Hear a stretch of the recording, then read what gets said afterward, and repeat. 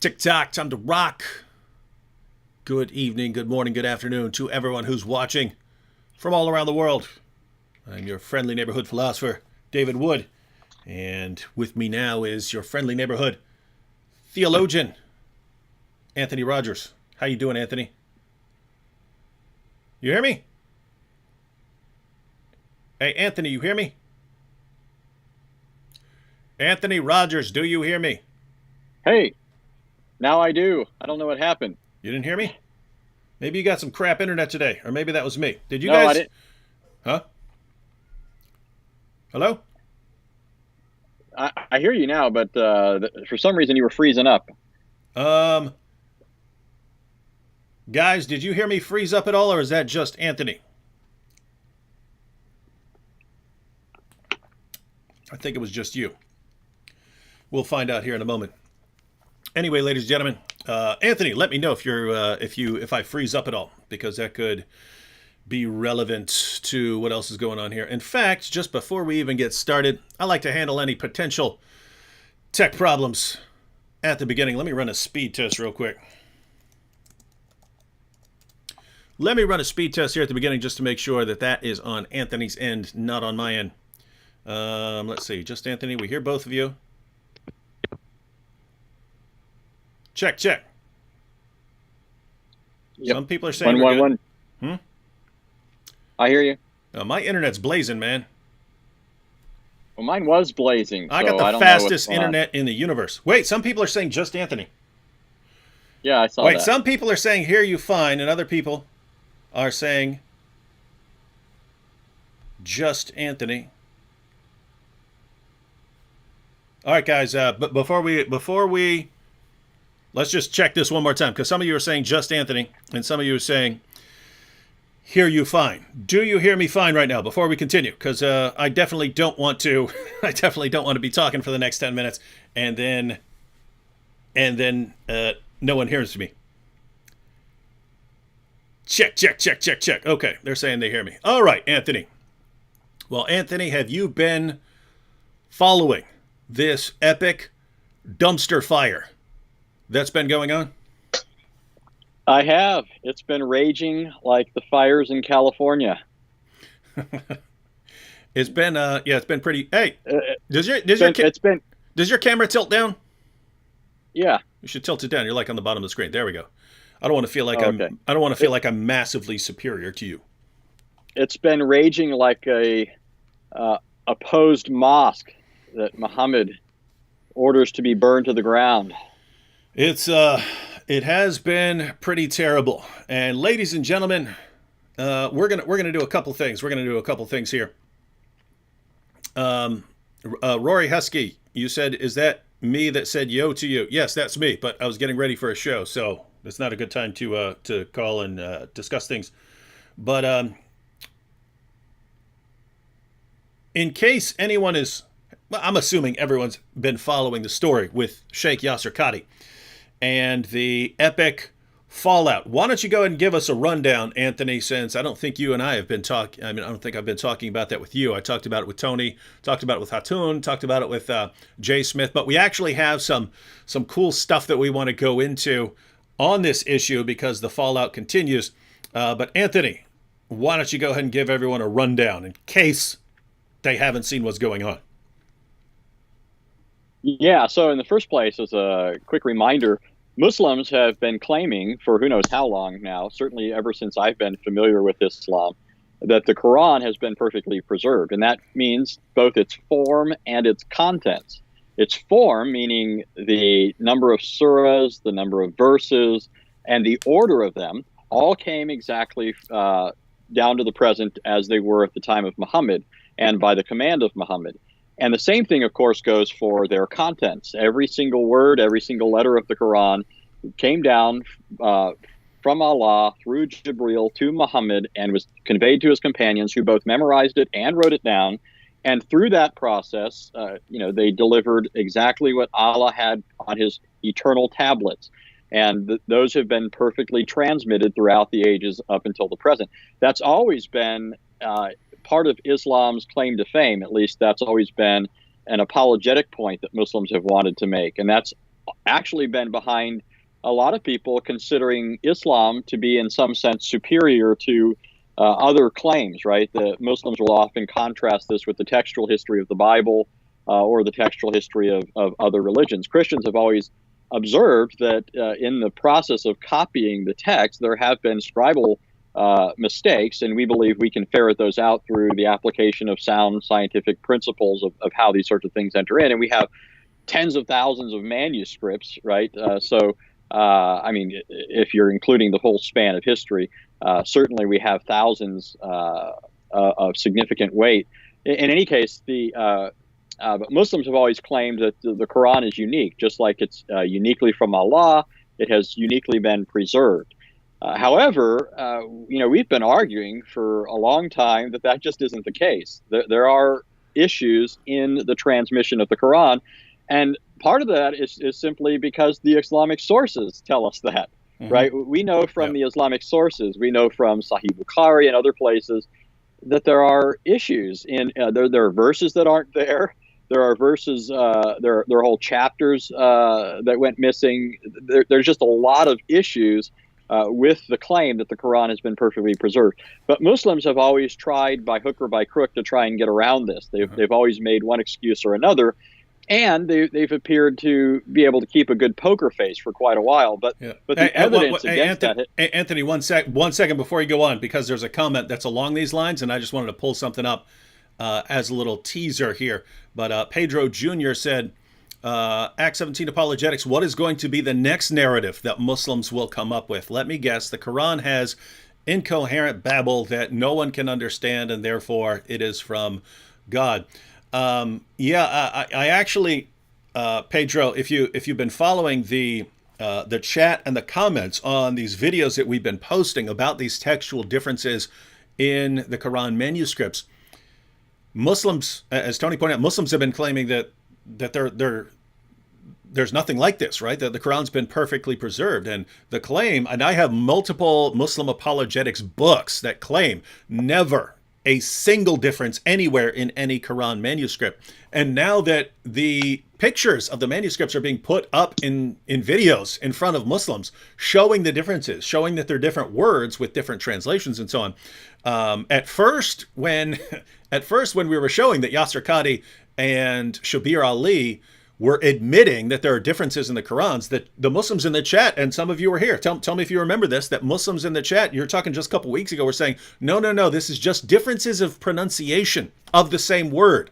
Because different groups, different Arabic speakers can pronounce words differently, and they're actually comparing this, saying, it's like someone who speaks what you're saying, but with an Irish accent. It sounds different, but it's the same words. That's what they were saying. You guys remember that? That was just not too long ago. Well, now you've got people like Dan Brubaker, and I've been using some clips of his stuff in my videos. Now we're actually putting it on the screen, different Arabic words or missing Arabic words, different translations.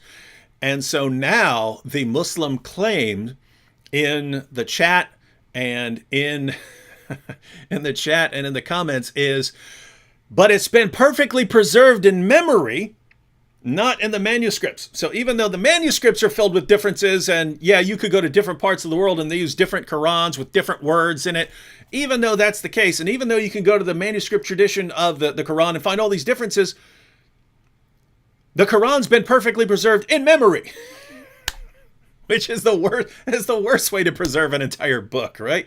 So it's absolutely hilarious. But I wanted to point this out because, and I'm just saying this is the teaser for a video that I'll be putting out later tonight. Might be midnight. I haven't recorded it yet, but the video I'm making later tonight, so it might be out at midnight or 1 or something like that, is an answer to this question. Ladies and gentlemen, go ahead and tell me in the chat. And then, so we'll cover this, and then we can get back to Anthony and what Yasir Qadhi's saying. And by the way, for you fans of Mufti Abu Layth, we're going to be looking at some video clips by him. That dude's hilarious, and so we're gonna check that out. But he's actually been criticizing Muhammad Hijab and Sheikh Yasir Qadhi and so on. And so it's actually pretty cool, and he makes some important points that we want to get to. But those of you in the chat, tell me. Because Muslims always say, there are all these Muslims around the world who have the Quran memorized. Guys, give me your best guess. How many Muslims in the world have memorized the entire Quran? Give me an idea. There are 1.6 billion Muslims in the world. Give me your guess in the chat. You've heard this over and over again, that there are all these Muslims who've memorized the Quran. Give me your best guess on how many Muslims in the world have memorized the entire Quran. So you might, be thinking 1%, 10%. Obviously, it's going to be on the lower end, but what number do you think? Go ahead and guess.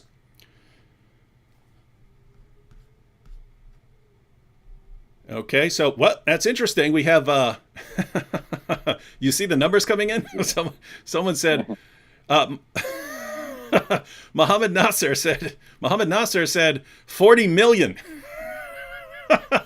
40 million have it memorized, right? Is that an answer to me? Was that supposed to be how many Muslims have actually memorized the Quran? Now, here's what's interesting. Chloe. Maybe he's giving the number of variants in the different recitations.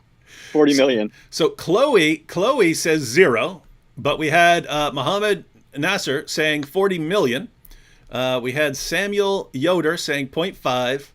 Phyllis says 0. This is interesting. Niles Guy says less than 5%. Alex Lindsay says 50. Rachel Bhatti says 0. Stephen Reniger. It's interesting that people are saying 0. Rawara says 0. Hindu Historian says less than 1%. We have someone saying 95%. Steve McLean 0. Rory Husky says very few. Cheryl R 0. Hey, John Wilson's getting very specific. It's like The Price is Right when someone just, $420. Yeah. They try to get right on the money. John Wilson says 420. TS says 1. Some people are joking, like Steve here, who says 20 billion, but it actually fits right into the sort of common sense of exaggeration that we find whenever we're dealing with Islamic topics. LH says 0. Carolyn R says 100. We have a bunch of zeros. We have some 4s. We have people giving percentages, like Renee here says 0.5% and so on. We have Live Evil 34 who says 0.05%. All right. And Alicia Goodluck says under 1,000, but Muslims claim 1 million. Walter 5,000. We don't need to continue. We're basically getting a wide range of answers. And so the video I'm making later is actually on this, and it's based on a passage in Abu Ubaid's Kitab Fada'il al-Quran. So this is an early Muslim work where he starts. He has a chapter in his book. Abu Ubaid, Muslim scholar, he has a chapter in his book on things that came up missing from the Quran. And in his book, he records a comment from Muhammad's companion, Ibn Umar. And so this is the passage. This is from Abu Ubaid's Kitab Fada'il al-Quran. And here's a little passage. Ismail bin Ibrahim related to us from Ayub, from Nafi, from Ibn Umar. Ibn Umar was a companion of Muhammad, and he's the son of the rightly guided Caliph Umar. Ibn Umar, who said, "Let none of you say, I have learned the whole of the Quran. For how does he know what the whole of it is, when much of it has disappeared? Let him rather say, I have learned what is extant thereof." So what's left over, what has survived. So again, this is Ibn Umar, companion of Muhammad, saying, guys, never say that you've memorized the entire Quran, because much of it, notice what he says there, when much of it has disappeared. And then we have examples from Abu Ubaid, quoting various Muslims, and even here, right below that, Ibn Abi Maryam related to us from Ibn Luhai, from Abu Aswad, from Urwa bin Az-Zubair, from Aisha, so this is from Aisha, who said, Surat al-Azab, that's Surah 33 of the Quran, used to be recited in the time of the Prophet with 200 verses, but when Uthman wrote out the codices, he was unable to procure more of it than there is in it today. So they used to recite it with 200 verses, and yet all we have left over is what remains in it today. Surah 33 today contains 73 verses. So notice what Ibn Umar says.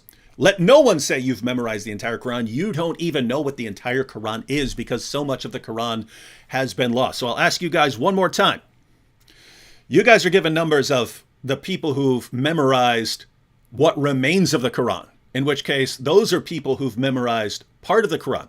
And I'm not sure what the numbers there are. There are some people saying 1,000. There are some people estimating 5,000. Some people saying 100. I have no idea. I have no idea what the statistics are. But according to Muhammad's companions, Ibn Umar, how many people today can say that they have actually memorized the Quran? That would be a big fat zero. No one can say. So the point of the video later is that whenever you hear this, oh, but there are so many Muslims who've memorized the entire Quran. No, according to Muhammad's companions, no one has memorized the entire Quran. All you guys have done, best case scenario, is memorized parts of the Quran. And what's interesting is the reason no Muslim today can say that he has memorized the Quran is because memorization is a horrible method of preserving an entire book. You can preserve traditions and sayings and things like that. Memory is very good for that. But when you say, here's an entire book, you run into some problems. Because people are going to focus on what they're most interested in. Some parts are going to be recited more than others. And people are just going to forget massive things. And that's exactly what happened in the history of the Quran. So now everyone is saying 0. And that is exactly right. 0. So anyway, these are some of the kinds of things that you find when you start digging into the Muslim sources, and notice it just flies in the face of what Muslims are saying today. Perfect memorization. That's perfect memorization. That's how we preserve the Quran. The process of trying to pass on the Quran by memorization is what caused so much of it to be lost. And that's actually the reason that the Quran started to be passed around as a book. Abu Bakr, the first of the rightly guided caliphs, realized if we keep relying on memorization, we're just going to keep losing more and more and more. So we need a physical copy of the Quran. And so what was Abu Bakr saying? Abu Bakr was saying one physical copy of the Quran would be better at preserving the Quran than all the memories in the Muslim community combined. He said, we are unreliable. We need a physical copy. Why is that amazing? Because today, when we're showing Muslims that they have different physical copies, they say, no, but we have perfect memorization of the Quran. It's so incredibly stupid. And this is why the entire narrative is coming crashing down right now. All right, back to you, Anthony, but I wanted to jump on that while you said it, and then the comment that was relevant to it, and then I had that awesome slide already because it's going into a video later. All right, go ahead. Yeah, actually, that reminds me of something else that's somewhat similar to this. Muslims love to also claim that Islam's the fastest growing religion. They claim that it's easily outstripping others in terms of converts and so forth. Now, if you were to ask people, how fast is Islam growing? How many people are becoming Muslims every day, every week, every month and year? And how does that compare to other religions? People would give various figures, usually quite high in the case of Muslims. However, if you look at the Islamic sources, we really should be thinking of this quite differently, just like you gave the example of, the Islamic sources saying that nobody can really say they know the whole Quran. Because if you look at Muhammad's teachings, according to Muhammad, everyone is born a Muslim, right? He says everyone is born upon Fitnah, which means the right disposition towards Allah. They all come into the world believing in Tawheed and so forth. But it's their parents, Muhammad said, who make them Jews, Christians, Zoroastrians, and so forth. And so if everyone is born a Muslim, and there's over 7 billion people in the world, but the vast majority of the world's population are not presently Muslims, right? The current stats are far lower than that. What is it, 1.5, I think people are giving today. Well, if that's the case, then it means that, 5.5 billion people left Islam at some point. In terms of people who are presently alive, so the figures are far lower. Anyways, along those lines, it's kind of a slightly different topic, but it's another example kind of what we're talking about. I mentioned earlier this exaggeration, right? Like if there are some people in the world who've memorized what's left of the Quran, it'll be exaggerated, right? There are tens of millions of people. I've met like 2 people I interact with Muslims all the time. I've been to tons of debates, tons of Muslims. I've met like 2 Muslims in my life who said that they had memorized the entire Quran. Now, it's possible that I was around other Muslims who had memorized it and they just hadn't told me, but this isn't as common as Muslims would like to. There are all these, tens of millions of people who've memorized it and stuff like that. There always has to be this exaggeration. But even on the issue of the rapid spread of Islam, They'll take something like that. Ah, it's spreading rapidly. It's spreading rapidly due to high birth rates. So notice, one, it's high birth rates in Muslim countries. Muslims have the highest birth rates, and then they don't want to live in those countries, so they leave those countries and go otherwise. So that's the main reason Islam is spreading. High birth rates in Muslim countries because there aren't usually a lot of opportunities for Muslim women in those countries, and so they get married young, they start having babies. By the time a young woman in the West is finishing college and then hasn't even started a family yet, the Muslim woman who was married off when she was 13 or 14 has 10 kids already, and so that's why Islam is spreading. And then they raise these families, but they want to get out of these countries. I mean, people don't want to live in Syria right now. They want to get out of Syria, and so they move to the West as soon as they can, and Islam spreads like that. When it comes to conversions, that's what they want to say, right? Oh, Islam is growing rapidly, therefore tons of people are converting to it. Actually, in places like America, the number of people converting is actually offset by the number of people who are leaving Islam. So it's actually kind of flatline. When it grows, it's because of things like immigration, and so. If Muslims really wanted to state that argument correctly, they would have to say Islam must be the truth because women have little to do in Islam, and so they are just turned into baby machines. And then Islam does such a horrible job making countries that people want to live in that everyone just wants to get out of the countries, and therefore Islam's spreading all over the world. It must be the truth, and that would be a really, really weird, strange argument. And so, just wanted to point out that. This happens every single time, right? Whether we're talking about the preservation of the Quran or anything else in Islam or the spread of Islam, whatever we're talking about, Muslims will cling to something and then just start exaggerating everything beyond anything anyone could ever imagine, and then twist everything and somehow turn it into an argument for Islam. When if you actually dig down and look at what's really going on, it's absolutely ridiculous that this would be used as an argument for Islam. And so that's the idea with this preservation of the Quran. You've got Muslim scholars, they lie, they make things up. Okay, so some people memorize parts of the Quran and so on, things like that. But no, it's all millions of people have memorized it, and the memory is perfect, and there's no difference anywhere, and this is a miracle. Everyone needs to submit to Islam because of this miracle. You dig down, it turns out to be total nonsense, and that's why people are in panic mode. All right, back to you, Anthony. All right, so I was summing up the case that has been on offer by Muslims for a long time. I can go back and read books from before the time I became interested in Islam, but certainly since I became interested in the mid-90s, the claim that I was hearing over and over again is that everything has been preserved, the exact order of books and verses, or surahs and verses, as well as the precise contents, the words, the letters, everything is exactly. And I could, in fact, just easily flip through any of the study Qurans I have on every hand and quote to you statements from these. I don't think anybody even needs me to do that, really, because they've probably heard it from their Muslim friends as well. Mm-hmm. This is a well-known claim. In fact, we may refer at some point to Shabir Ali. In fact, we will, because you're asking me to sort of catch us up to where we are. Well, what happened recently was Shabir made a video where he did an about face compared to just statements you can find from Shabir only a couple of years ago. I can think of videos from Shabir. I can think of debates, his debate with Tony Costa, for example, where he claims that the Quran had been preserved down to the letter.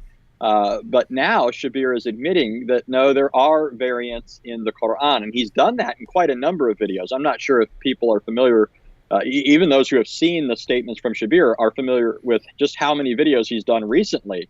I just watched 3 the other day that he's done recently where he's actually stating this on his own. In another context, he's actually responding to someone's question and correcting them, saying, no, the Quran has not been perfectly preserved.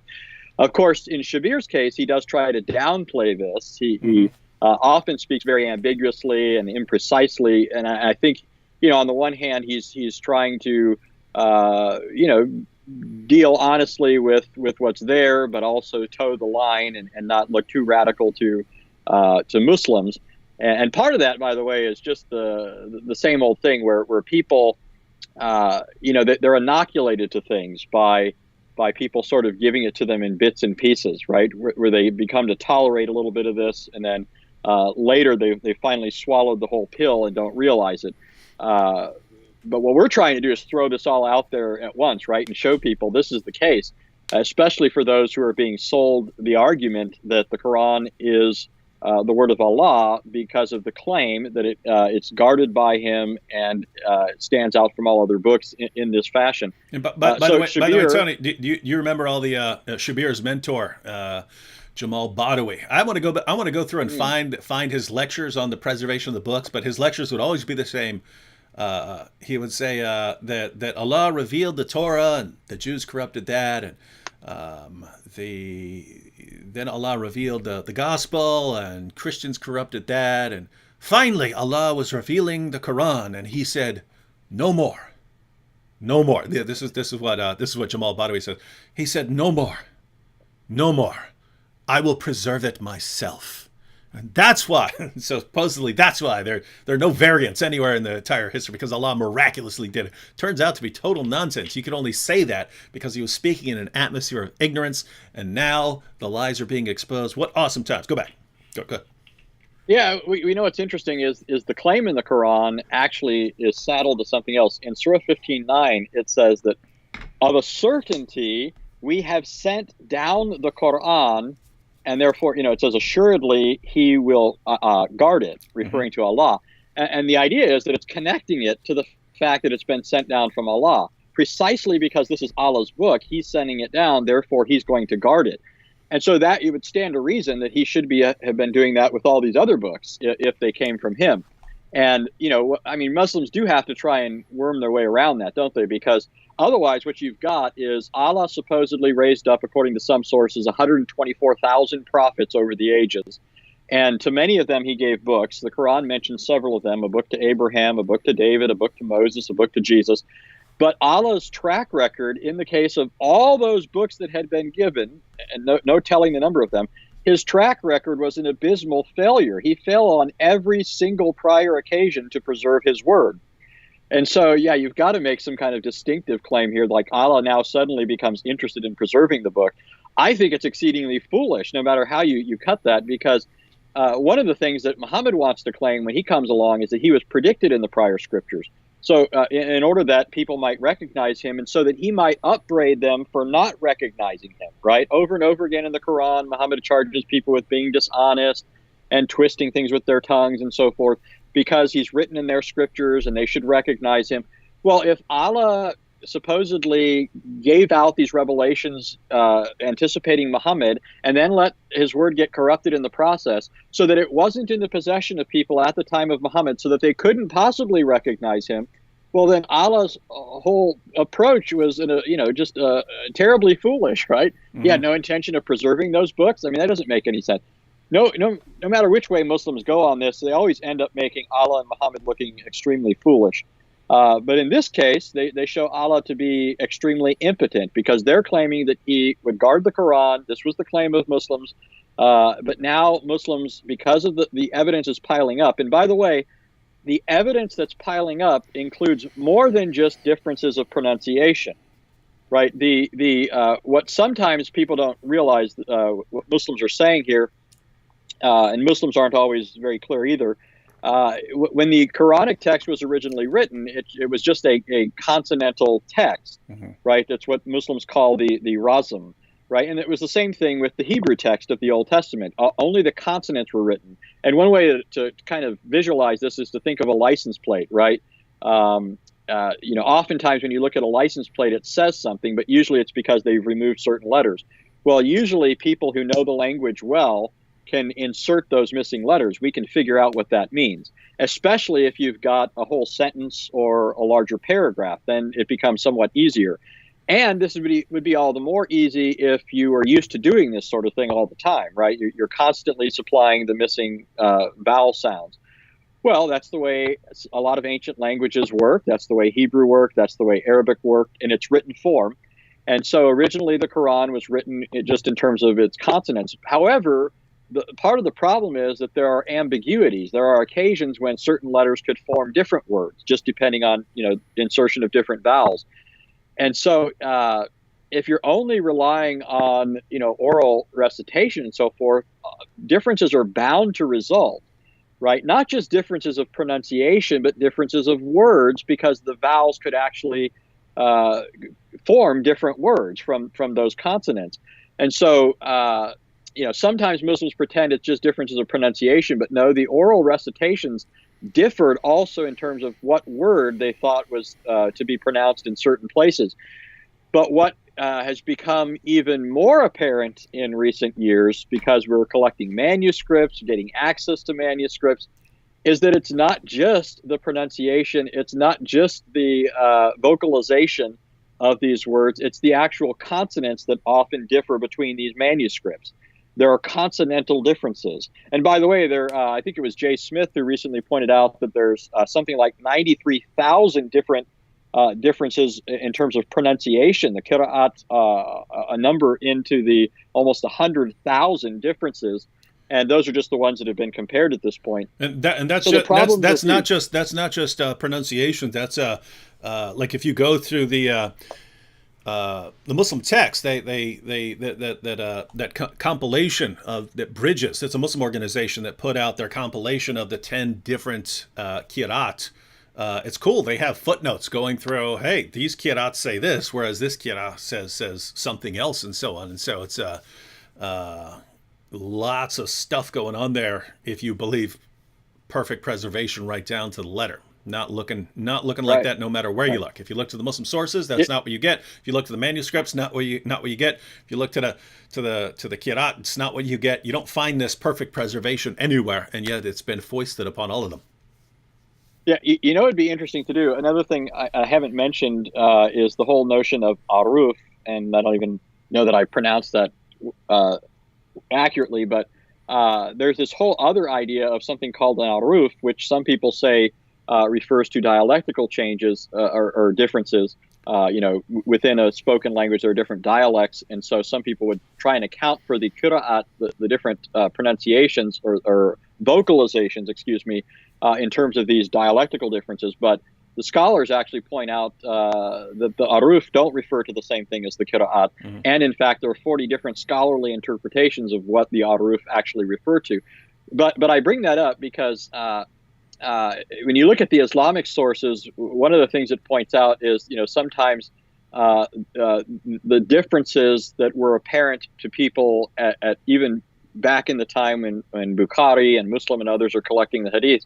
The differences at those times, some people tried to account for by saying that Muhammad actually received revelation in 7 different ways, right? And what would be interesting to me is if you look at the claims when Muhammad's getting revelations, is trying to squeeze this in there, because, for example, we're told that Jibril would recite the Quran to Muhammad, and Muhammad would recite the Quran to Jibril once a year, right, during Ramadan.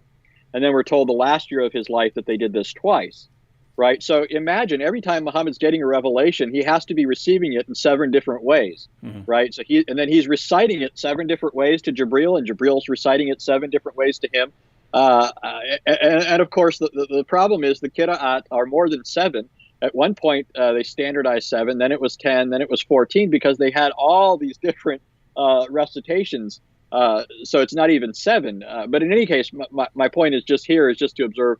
It'd be interesting to look at these different occasions when Muhammad is supposedly getting a revelation, and just trying to imagine, how does this even work? Or, Gabriel literally, for example, when Muhammad is trying to come up with an answer to the Christians of Najran, right? We're told that he didn't have an answer for the Christians of Najran at first, but then Allah sent down the first 80 verses of Surah 3. Right. Well, did Gabriel recite it to him 7 different ways on that occasion before he came out with? And did he recite it to the Christians of Najran 7 different ways? When did he recite it in 7 different ways to people so that they then learned it in all these different ways? I mean, it just sounds to me like just hopelessly problematic. But my point. Oh, go. Let me just jump in real quick. By the way, that's where Shabir Ali seems to be going with a more of a combination approach. He's looking at a variety of different factors, because this is what Yasir Qadhi was talking about when he said, as Muslims, we hear something and we'll push a little bit, and then we'll accept the answer that we're given, and we'll just keep regurgitating that. But this is a perfect example, right? You read about there being these different ahruf and so on, and a sort of novice Muslim who doesn't know much, and he starts hearing what he's heard perfect preservation right down to the letter from the time it's been revealed to Muhammad, but then he starts hearing, usually from us, about these ahruf and things like that, and that there are differences and so on. And so he goes to his imam. Well, Imam, what is this? I'm hearing that there are these different versions of the Quran, and the response he gets is, "Oh, these are just differences of dialect, because there are different areas of Arabia and they spoke different dialects, and so the Quran had to be revealed for them as well." And then the Muslim, "Oh, great, okay, no problem anymore. Now I know what this is talking about." When, as Yasir Qadhi points out, a Western scholar is going to push against that and raise some issues. And some of the things that he would raise would be things like, really, are you saying that Muhammad, would deliver this passage in 7 different ways? These all come from God, and Muhammad gets them, and he says, "Okay, here's the version for your dialect. Here we go," and he goes through it, and then he gets okay, what's the next version? Okay, let me reveal it this way. So you have issues like that. Then you have issues like, no, there were people who spoke the exact same dialect who were reciting the Quran in different ways, so it doesn't even fit. These are the kinds of things that Western academics are gonna push back on and say your explanation simply doesn't fit. But that's what's cool about Shabir. He's adding another dimension. So he's talking about dialects and things like that, but then he'll add a couple more steps, a couple more sources for these differences. One, he says that in the early Muslim community, they wouldn't have been terribly interested in getting the exact wording. They're more interested in like the ruling rather than the precise wording. And so if you're given a verse, like a verse saying that, if your wife gets out of line, you can beat her into submission, you don't need to memorize it word for word, syllable for syllable in order to get the takeaway message. I can go beat my wife, right? So you might memorize it differently than the exact precise way it was revealed. You just understand, hey, my wife gets out of line, I need to warn her, then banish her to a separate bed and beat her, without memorizing the actual wording. And so Shabir's view is they can actually try and get the gist, and then they go up and they can quote it however they want. They can recite it however they want, as long as they got the basic meaning of the teaching down. But then later it becomes important to get the precise wording. And so that's why someone like Uthman has to start going and burning all these manuscripts and stuff, because some of those manuscripts are based on people's sort of own wording to get the teaching down, rather than the precise wording in which it was revealed. And then Shabir adds that the early written forms of the Quran, even with the vowels included and so on, if you don't have the dot system in there, you can read these things in different ways. And so that could have caused some problems as well when people are adding dots. If they're adding them in the wrong places, then you get different words. And so you put all of that together and you get Shabir's defense of why there are differences in the Quran, manuscripts and so on. And it's, you want to look at that and say, I'm not buying some of that, Shabir, but I have to say Shabir is light years ahead of what a lot of other Muslim apologists are trying to do, and still, say that there are no differences and things like that. And so I think Shabir is heading down a more reasonable avenue right now. We'll see how his case holds up. Right. Well, notice a couple of things about that. It actually confirms your point about the problematic nature of relying on oral transmission. Because if you're talking about having the consonantal text and then later people are adding the vowel pointings, that's what accounts for the differences. That's where they arise from. Mm-hmm. Well, notice where they're supplying those vocalizations from memory, right? So these differences are, first of all, in these people's memories on how this is supposed to be pronounced. And so that's a problem. It undercuts one part of. In fact, I heard the other day, it was another ambiguous thing, another example of ambiguity on the part of Shabir. But on his show, Let the Quran Speak, he was asked about how we can rely upon the preservation of the Quran being the case when, in many cases, certain verses didn't have sufficient attestation behind them. Mm-hmm. In other words, you're supposed to have 2 witnesses to something and a written form of it as well before it could be included during the recensions and so forth. And in particular, I think the person was thinking of something like Surah 9:128, which had difficulty getting into the Quran because they couldn't find sufficient witnesses. Shabir kind of he's very ambiguous here, but he says that basically that this made it in, even though it wasn't mutawatir, because you could rely on memory, right? Somebody's memory was sufficient. One person's memory, this person was so good, or something along those lines. I think there's a bunch of problems even with Shabir's. And you suggested that already, of course. But he's trying, right? He's admitting things as he's doing so. That's part of the issue that leads to the next point, which is that Yasir Qadhi comes along, and Yasir Qadhi is light years ahead of a lot of these guys, right? I mean, we give Shabir a lot of props. Shabir is certainly one of the better apologists representing Islam. Shabir is certainly no slacker. But speaking forthrightly, Yasir Qadhi represents the upper echelon, I would say, of Islamic scholarship, certainly in the West. Right. In fact, he's been educated in both contexts. He's been educated both in an Islamic context and in a Western context. And so he's familiar with this, coming at it from both angles. And he used to even hold the basic narrative that Muslims were touting. Right. He used to claim as a Salafi. In fact, a lot of Muslims were critical of Yasir Qadhi prior to this, because Yasir Qadhi had moved away from Salafism. And I suspect the move away from Salafism goes hand in hand with recognizing some of these other issues as well that he hasn't spoken about until recently. And so for those who don't know, recently he was doing an interview with Muhammad Hijab, who expected him, I'm sure, to give the stock in trade or canned answer when he asked him basically, if the Quran we have today is the same as it was at the time of Muhammad.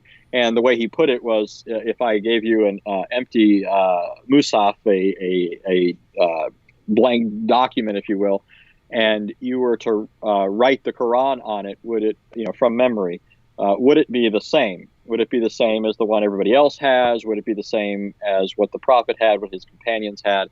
And at that point, Yasir Qadhi became very uncomfortable, and he started pushing back against, giving an answer or talking about this publicly. Now, here, I think it's significant. One thing that should be underscored is, again, just how well-educated and rhetorically, I think, gifted Yasir Qadhi is, right? The significance of that is that I've heard Yasir Qadhi. I've listened to him for years. I've listened to hours and hours of lectures. I mean, you can recall. Yeah, you like his series of lectures on the Sirah, right? The life of Muhammad. He's got 100 lectures on the Sirah. He's got other series that he's done. I mean, he's been around for years. And the reason I bring this up is he'll bring up some very difficult issues, right? Like he'll talk about the satanic verses.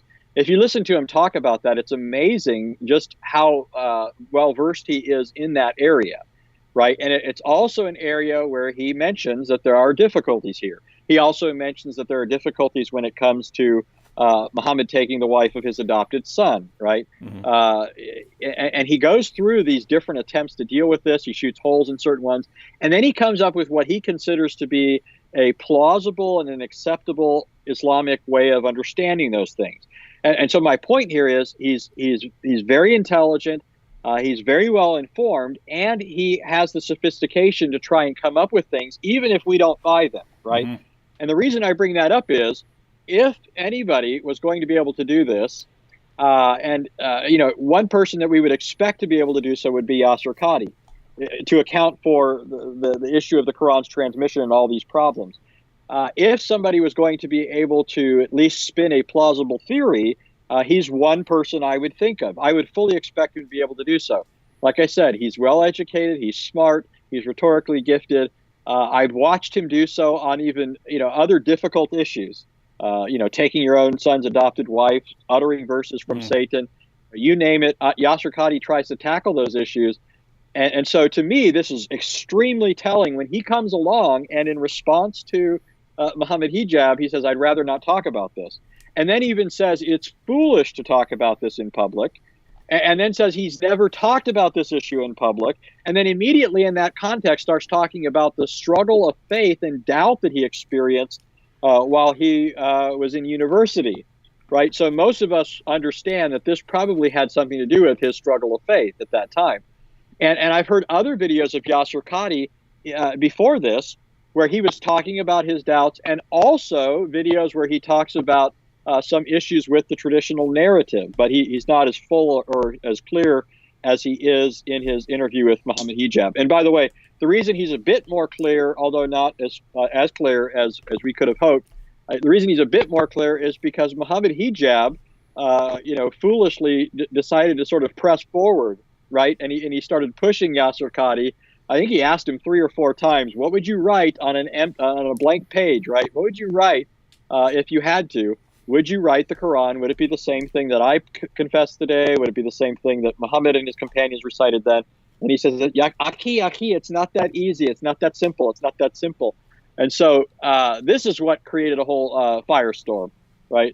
Here are 2 prominent Muslims, one who's engaged in dawah, who engages in apologetics and debate representing Islam, who has for years touted the traditional narrative. He's admitting that narrative's not true. Yasir Qadhi comes along and says the Quran has holes in it. And by the way, I don't know if you saw it, but earlier, Ergo Sum, the nickname Ergo Sum, he in reference to Yasir Qadhi, he started referring to Holy Quran, right? Holey, in reference to Yasir Qadhi's the Quran, the narrative has holes in it. So that's where we're at, and that's why this is so significant. Not because we didn't know this stuff, but because now Muslims are being forced to admit it. Because again, the evidence is mounting, and a lot of it is corroborating what was already there in Islamic sources, and it's undermining some of the traditional ways that Muslims have tried to account for that. All right. Well, I asked Anthony at the beginning to give us a quick summary of what's been happening. And here we are, 50 minutes into the live stream. He only interrupted me for 30 minutes of it. Hey, check this out, though. So notice, for decades, Muslim apologists and Muslim scholars lie to Muslims, telling them perfect preservation right down to the letter. For decades, we say that's not true. Read your own sources. It's just not true. And now we finally have Muslim scholars and apologists who are starting to admit that there are differences and so on. And we're saying, look, they're actually right. You've got some problems here. Just admit that the Quran hasn't been perfectly preserved. And we're here. I wasn't even talking. Anthony's talking. But check out the Muslim response from Muhammad Nasser. How's your dead father and his friend now, David? That's the response, right? My dad's got nothing to do with the discussion. I just let's go. And how am I supposed to respond? I don't know. How's your dead prophet, Muhammad Nasser? How's your dead prophet? You know, the one who died wallowing in freakish misery after he was poisoned and he couldn't even walk and his feet were dangling behind him as they dragged him around like Weekend at Bernie's. But notice, ladies and gentlemen, right? It's Muslim scholars lie in order to keep Muslims deceived and ignorant. We tell them the truth, and when we tell them the truth, they lash out in anger at us. Anger and hatred at us for telling them the truth. What is this religion? What is this? Go ahead, Anthony. And we've got to get to some clips from Mufti Abu Layth because he's just hilarious. But go ahead. So this is actually about Mufti Abu Layth. So people may not have seen him yet unless they saw your video the other day where you have him in it. But I actually watched a video. You may not have seen this. But there's a video of Abu Layth referring to you. And I just think this is funny in this context because we were talking about the unreliability of memory and people repeating things and that sort of thing. Not the complete unreliability, but just it's not you can't expect perfect preservation that way. But in this video, Abu Layth mentions you, and then he says, "I don't know if you guys know who he is." And then somebody in the the crowd there. You can't see him because they're not on camera, but the person says he tried to kill his father, and then this other person says, no, no, no, no, his father tried to kill him, and then somebody else yells something else out. And the reason I just find this somewhat humorous because it's Abu Layth. We're about to watch him in a minute. But here you have these different people shouting out different things that they heard, right? But apparently didn't remember correctly and are reporting differently. And that's not all that surprising in light of what we also see is true in the case of the Quran itself, not being preserved completely accurately down through the ages for transmission. Actually, along those lines, as a matter of fact, here's another perfect example of that, right? It's funny how this ties in perfectly with what you're just saying. Here's the next comment from Muhammad Nasser. David, remember your debate with Zakir Naik? You are finished. You are finished. You are finished. Anthony, do you remember my debate with Zakir Naik? No, I wish I had, though, because that would have been, would have been awesome. But Zakir Naik has never once faced an actual Christian debater in his entire career. You guys should know that. But notice. Wow. And the point here, along the lines of memory, I just wanted to mention briefly because Muslims are saying, some non-Muslims are saying, but there are people who have photographic memories, and there are people who can memorize tons of stuff. That's true, but here's what you find in Islam. The people who had the best memories in the early Muslim sources were dismissed, right? They had to reject what they... Let me go ahead and give you an example. This is from... some were killed. Yeah, this is from Sahih al-Bukhari, number 5005. Check this out. And this name right here, Ubay ibn Ka'b, you should recognize this if you watched the Yasir Qadhi clip, because Yasir Qadhi refers to Ubay ibn Ka'b as the master of the Quran. Watch what Ubay says. So Sahih al-Bukhari, number 5005. Umar said, so Umar, the second, one of Muhammad's closest companions, Muhammad's father-in-law, because Muhammad married Umar, one of Umar's daughters, and the second of the rightly guided caliphs, one of Muhammad's closest companions, Umar said, Ubay was the best of us in the recitation of the Quran, yet we leave some of what he recites. Ubay says, I have taken it from the mouth of Allah's messenger and will not leave it for anything whatsoever. This is Umar saying, Ubay's the best at reciting the Quran, but we have to leave off some of what he recites. Who was the best memorizer of the Quran? Ubay ibn Ka'b.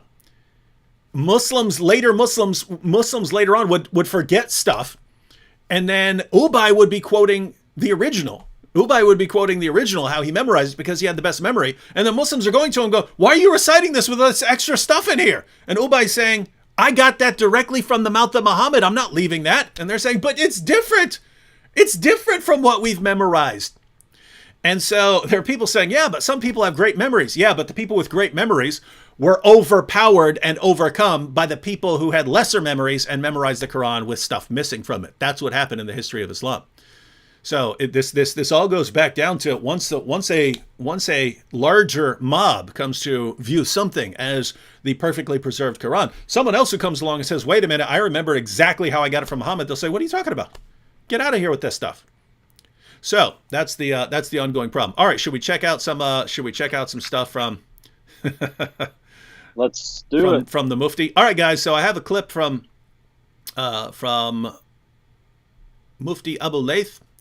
I had only ever seen him once before. I clicked on it because he was commenting on the situation with Yasir Qadhi. I'd only clicked on a Mufti Abu Layth video once before when I was looking at Shabir, because he had Shabir on a live stream with him and they were discussing the age of Aisha. So I wanted to see if Shabir's position had changed over the years.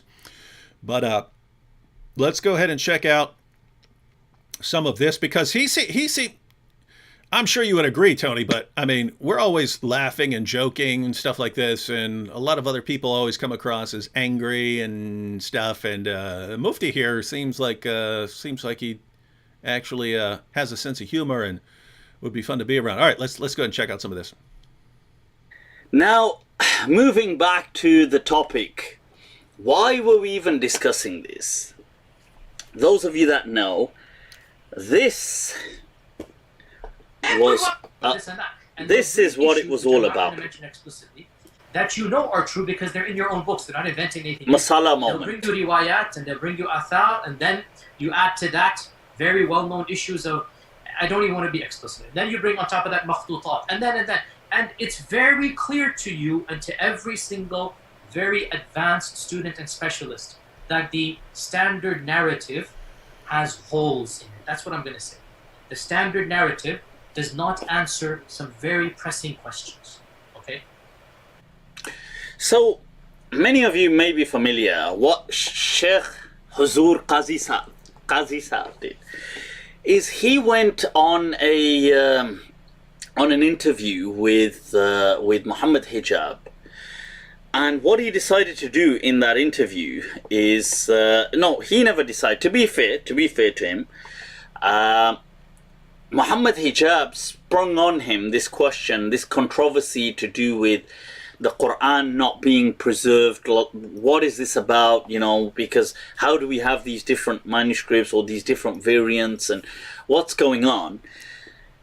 And Yasir Qadhi Sahib, what he does is he decides to just be very open.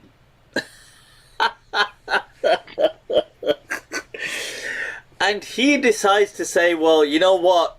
I'm going to just pour my heart out and say that we've got huge problems with the Quran, yeah? But then what makes it worse is he doesn't give the solution. Like, he keeps saying this is something we shouldn't be discussing in front of people. Shouldn't be discussing this in front of people. But then he carries on discussing it.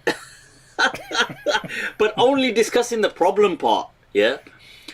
And when it comes to the solution, he says, well, you know, this is really complicated. Why don't you go on my course? Right, so why don't you go on my course and, you know, I had 100 people on it, and join my paid course, and what I'll do is I'll take you through the answer. But there was a... Hang on, let me pause it right there. We're gonna try and get through a good portion of this clip from. By the way, what do you guys think of Mufti Abu Layth? He cracks me. He's hilarious the way he starts laughing his way through this, and it's funny because you have all kinds of people who are critical of Yasir Qadhi, but they're coming across as like really angry, like I will destroy you. I have to destroy and refute you now for the damage you're causing, and then you've got this mufti here, and he's just he's talking about it, and he's making some cool points, and you know, but he's clearly not. He doesn't look like he wants to go and, you know, like beat up Yasir Qadhi or something like that. He's just like, look at what you brought on yourself here by saying these things. But right there, he's that's kind of the heart of the matter. What he just talked about right there. That Yasir Qadhi is saying, guys, we have all of these problems. Remember what he was saying? This is no joke, brothers. This is no joke. I can't talk about it. But man, if you go up against these Western scholars and you say these things that we tell you, they will laugh you out of the room. They're going to think you're a complete idiot for saying these things. It's such a problem. This is no joke. They don't respect the red line. They just keep crossing it. The answers that we give would never stand up against them. He actually compares the Muslim scholars and apologists in their explanation to the emperor in the emperor's new clothes, the guy who walked around naked and was so stupid that he didn't realize he was naked. And the Western scholars in this analogy, the Western scholars are the ones who are going, what are you talking about? You're naked. You don't have any clothes on. And he's saying that's what it's like. And so he's like in panic mode.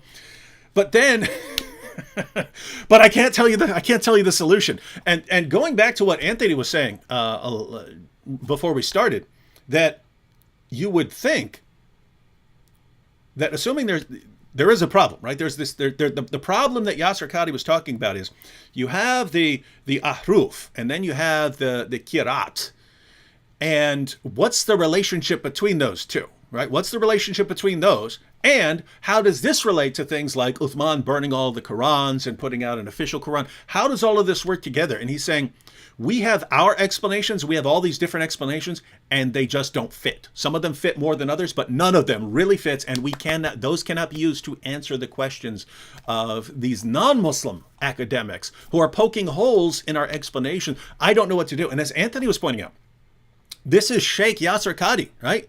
He's been educated to the heights of what Islam can offer, and he's also a crossover Western academic. He went to Yale and studied this stuff, right? So he's got a foot in both worlds. And this guy's been lecturing for years. He does these massive lecture series on the life of Muhammad. And he says, we don't know. Take my course. I'll kind of get you, I'll kind of, try to take you through some of the problems. But take my course, but we can't discuss this in public. And what's amazing is, going back to what I was saying earlier, the Muslims in the chat who still don't think there is a problem, they'll just go, oh, no. He's only referring to some differences of pronunciation and so on. Really?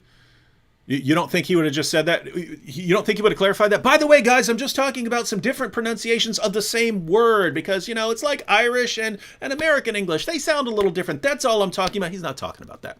He's not talking about that. He would not be in panic mode if that's all he meant. Muhammad Hijab would not have had to delete that entire portion of the discussion if that's all Yasir Qadhi had meant.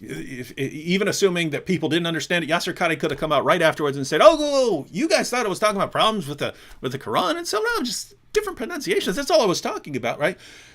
He was in panic mode. He had YouTube take down. He filed copyright paperwork against me for something that's completely legal. I'm protected. That video will eventually go back up, even if I have to go to court over it.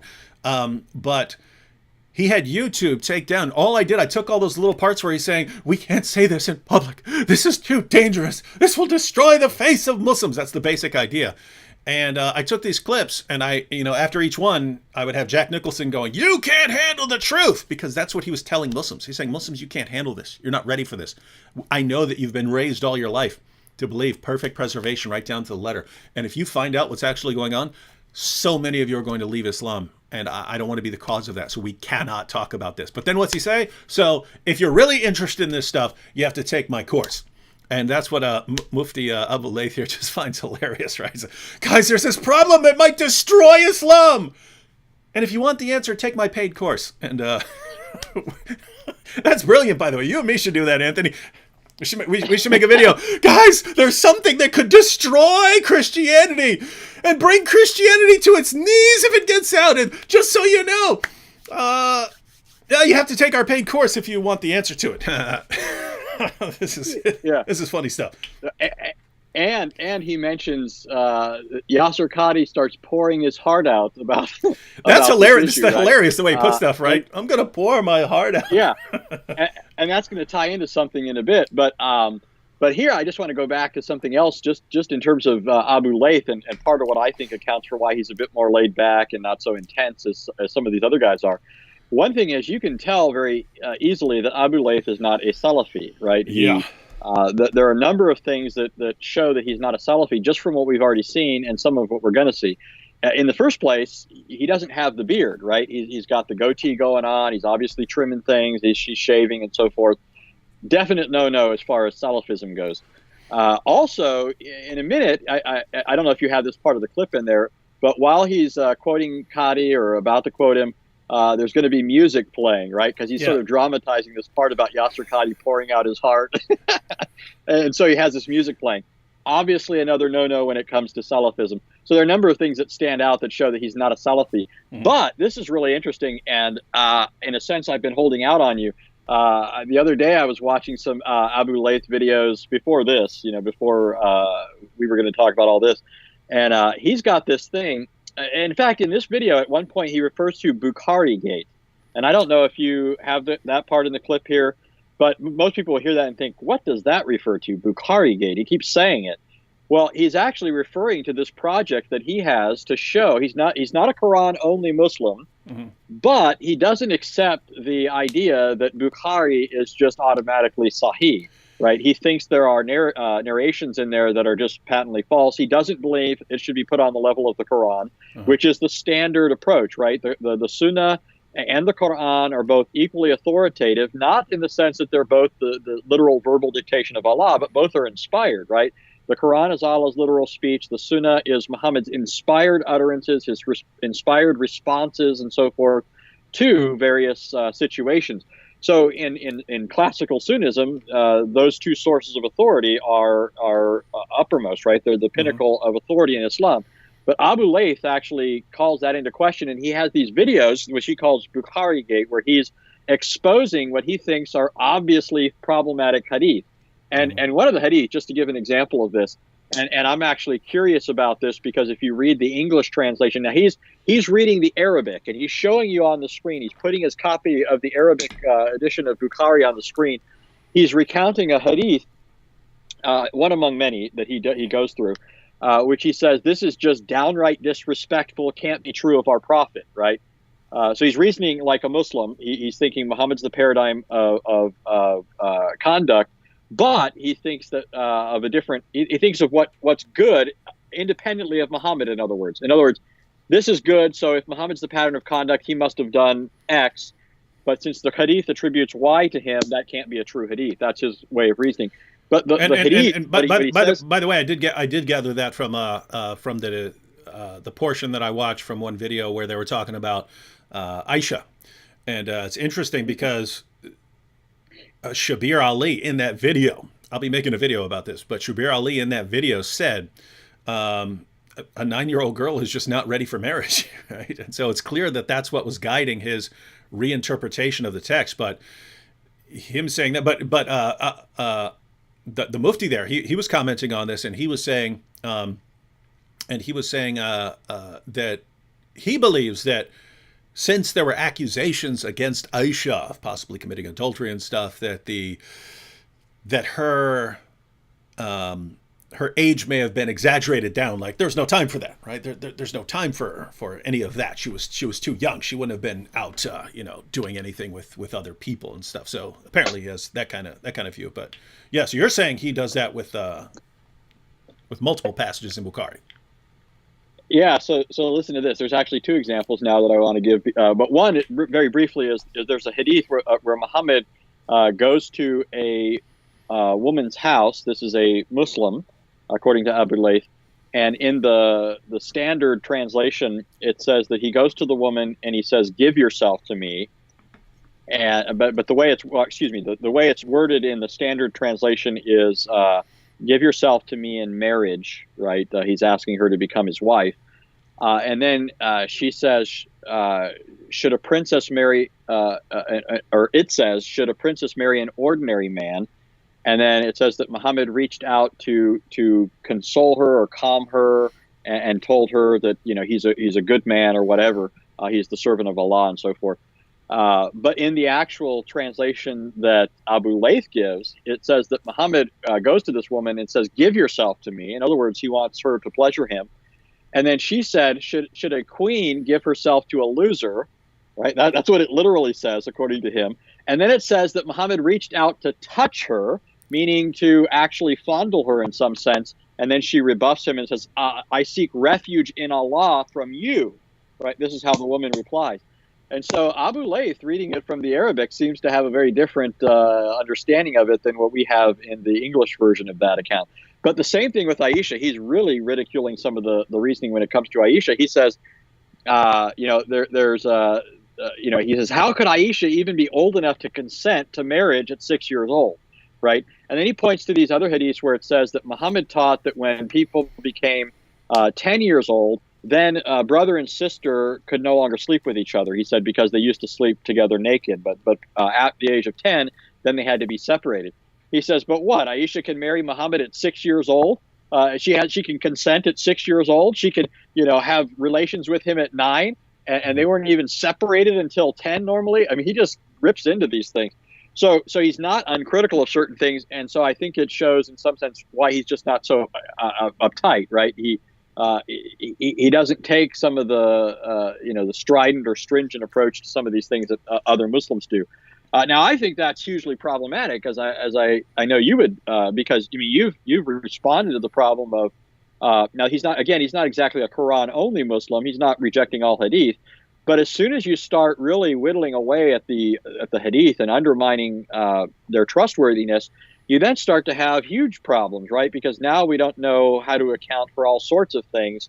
The same people who give us the hadith are the people who supposedly give us the Quran, right? And so these change of narrations, if you start eroding our confidence in them, all of a sudden, the Quran itself goes with it. You can't have the one without the other. Yeah, and the problem there is, and by the way, it's actually not an entirely unreasonable position to say, guys, these sources are really late. They're put together in an atmosphere where people were fabricating stories like it was a sport, and I just don't trust this. I just don't trust this stuff. So I have to cast doubt upon them. That is entirely reasonable. But yeah, what do you do then, right? I mean, here are your options. One, you can. So notice if you go that route, then basically you've got this method that Muslims came up with. We have this method of, isnad criticism, and this is how we get to the most reliable stories. Well, you get to that stuff, and Muslims want to throw that stuff out, right? So I don't believe that this is right. And so notice, once you do that, then you're basically saying that the method that our scholars came up with is not reliable, and we've got all sorts of false stories that passes the criteria of our method, but which we still reject as false. Well, what other method do you have? The alternative method would be to take an approach that Western historians would take, right? Actual historians, right? There you would be looking at, various historical principles. You'd be looking at what are your earliest sources, what do you have that's multiply attested, that comes from, from different kinds of sources. Principle of embarrassment.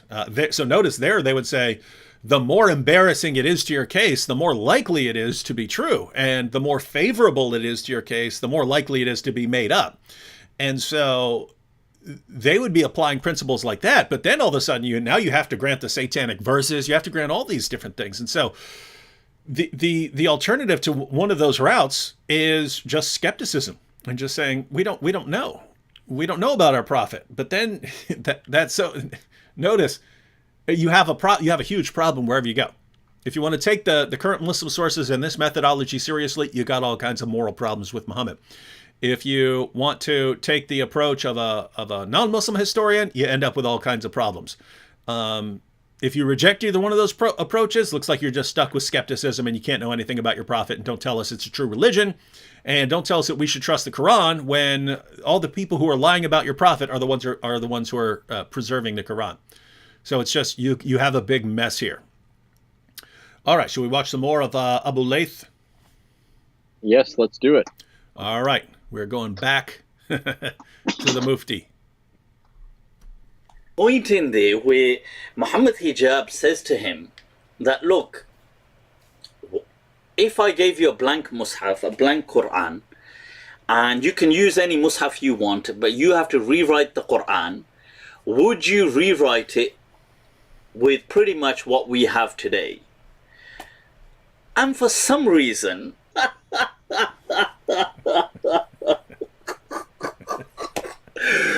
right, so what happened is, after this whole episode of Muhammad Hijab kind of pressing him and him deciding to have this moment of epiphany and transparency and I want to just pour my heart out to the world, right? This backfired so badly. People flipped. The mob flipped. Worse than that, Muhammad Hijab realized that, oh my God, this has backfired on him as well, right? So people turned on Muhammad Hijab. What does Muhammad Hijab do? He turns on Yasir al-Qadhi. He has if I can, let me just see, where was I had it here somewhere. Right, here it is. So, this is a part of Muhammad Hijab's Facebook post. He decides to make a Facebook post saying that Yasir Qadhi against him after the interview, he will be refuted. Huh? He will be refuted.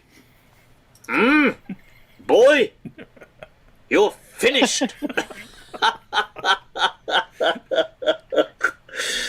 Oh, let me pause it right there. So it's actually a pretty decent, not a direct impression of Muhammad Hijab, but more along the lines of the attitude, and you can see,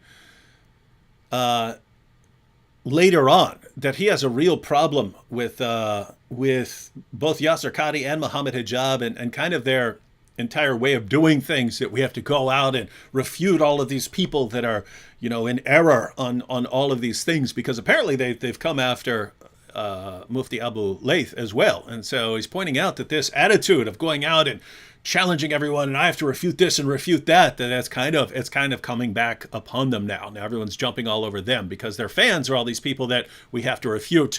We have to go out and refute everything, and we have to go and destroy everything and everything that is in the way, and so on. And now that you have a disagreement, now they're refuting each other and attacking each other. And so this looks like what he finds pretty amusing here. Any thoughts before we go on, Anthony? Yeah. Well, so one of the things he points out, again, I don't know which clip if you're going to have this in or not, but I took the entire 19. I cut out the risque, a little risque thing right there. Right. Yeah. So then he'll probably bring it up, and maybe I don't need to, but he is going to talk about the fact that it was foolish of Yasir Qadhi to go on with Muhammad Hijab and assume that he's a friend and could just conduct a conversation on that level. And then he quotes a verse or a statement in Arabic, which I guess means something like, be careful who you trust, as your companions, because, they'll eventually turn and devour you. And, it reminds me, though, of something that has been observed by others with respect to, things going on politically. Often we get involved in certain things in Muslim countries when if we just left them alone, in many ways, they would turn on each other and ignore us. But we often draw their fire, right? Because we go and insert ourselves politically in some of these things and then become the object of attention. Well, the same thing is true when it comes to apologetically or doctrinally or practically in Islamic circles, right? Leave Muslims alone and they'll devour each other, right? And that's I think the dynamic that Abu Layth is observing, that these guys are given to that sort of thing as part of their tradition, their methodology, because for many, many years, Yasir Qadhi was a Salafi, and I'm not just limiting it to Salafism, but the reason I bring this up is because Muhammad Hijab is a Salafi, Yasir Qadhi was a Salafi for many years. The people who are most critical of Yasir Qadhi now are Salafis because he's backed off on some of their tenets. And Yasir Qadhi apparently hasn't stopped in many ways having the same attitude of critiquing people, right? He does try and present a bit of a more tolerant approach when it comes to certain things. In fact, that's one of the more humorous parts of this whole thing, right? I don't want to steal his thunder, but he's going to talk about how Yasir Qadhi wants to avoid controversy on certain topics, but apparently that's an important part as well. Yeah. Yeah, so I'll just leave that for the clip. Couple quick comments right here. John Crypto says, how can you be a light of the love of Christ by insulting non-believers? You catch that, ladies and gentlemen? We should be ashamed of ourselves. We are not being a light of love, of the love of Christ by insulting non-believers. Now, Anthony, am I wrong here? But didn't Jesus, who clearly exhibited the light of the love of Christ, insult non-believers? Yeah. One of my favorite statements is when Jesus says, "Go tell that old fox," referring to Herod, right? Somebody brings a report to him regarding Herod and his machinations, and Jesus tells them to go reply, and he refers to Herod as an old fox, meaning he's it's like us saying he's a sly devil. It's certainly not an endearing term, not something you'd expect him to say of somebody in a position of power, especially if that was contrary to the dictates of love, right? But I mean, we could give examples of verbal expressions over and over again. Jesus, right? He speaks in less than superlative terms of people. Yeah, you whitewash tombs, you brood of vipers, you snakes. Now look, he's insulting right here, right? He's insulting. And I don't know. Maybe sometimes we need to slow down for people and explain what some of those terms mean. I mean, because it's almost as if they're just glossing over those things as though they aren't what they are. Yeah, they tune them out. They're clearly insults. So how is Jesus? Could you imagine John Crypto being there? Jesus, How can you be a light of the love of yourself by insulting these non-believers? John Crypto, I'll break it down for you right now. You would interpret insults as unloving. I would view certain insults as unloving. But I would view some insults as completely loving. If you're telling people what they need to hear, guess what? Jesus was, in every one of those cases, Jesus was saying what people needed to hear. Some ideas are really stupid. They're stupid and they need to be called stupid. They're so stupid that they need to be made fun of. When someone comes along and says perfect preservation right down to the letter, and we go through their sources and we find missing, entire chapters came up missing, large passages came up missing, verses are eaten by a sheep. There are manuscripts that have tens of thousands of differences. When we see that and people are running around, perfect preservation right down to the letter, you call that stupid. You call that claim idiotic until it finally sinks in. And that's not hateful, that's loving. What's hateful is not telling people the truth. Not telling people that these claims are ridiculous. Because you're basically saying, these claims are completely false and you're all being misled and you're all being deceived, but, I don't want to hurt your feelings, so I won't bother to tell you how bad and silly and ridiculous these claims are. So differences here. And here's a quick example from Three Idiots, very aptly named. Three Idiots says, David, he's commenting on the principle of embarrassment. David, if Scripture has embarrassing statements is more authentic according to you, then why you throw away Gospel of Thomas, which portrays Jesus as misogynistic? Saying 114. Three Idiots, again, very appropriately named. One, you didn't understand the principle of embarrassment at all. Two, you definitely don't understand the Gospel of Thomas. And third, you Jesus being misogynistic was not embarrassing to the people who were writing the Gospel of Thomas, right? So one, the principle of embarrassment does not say, if something's embarrassing, it's as good as gold, right? I could say something embarrassing or insulting about Christianity or Islam or anything right now. It doesn't mean it's historically valid, right? That's not the point. The point is, if you're looking at claims of the adherents of that religion, right? So if you're talking about Muslims sharing stories about Muhammad and claiming that they got this from Muhammad, or if you're talking about Christians, Jesus followers, making claims about Jesus, the historian looks at these and he says, well, if I have a story about Jesus or a story about Muhammad that's coming from the followers, well, if it's something really positive, I have to question that. It could be true. It could be totally true, but I have to think about what reason they would have to invent this, right? Because if they have a good reason to invent that, I might want to take a closer look and see maybe they invented this. If it's something really embarrassing to them and they're trying to explain it away, then that actually weighs in favor of authenticity. Because if there's no good reason for someone to invent something, then, well, there's no reason to invent it. So you go back to the earliest strata of Islam. They're all saying that Muhammad received revelations from the devil. Muslims today, that never happened. Why? Because it's embarrassing. Guess what? It was embarrassing back then too. That's why they were trying to explain it away.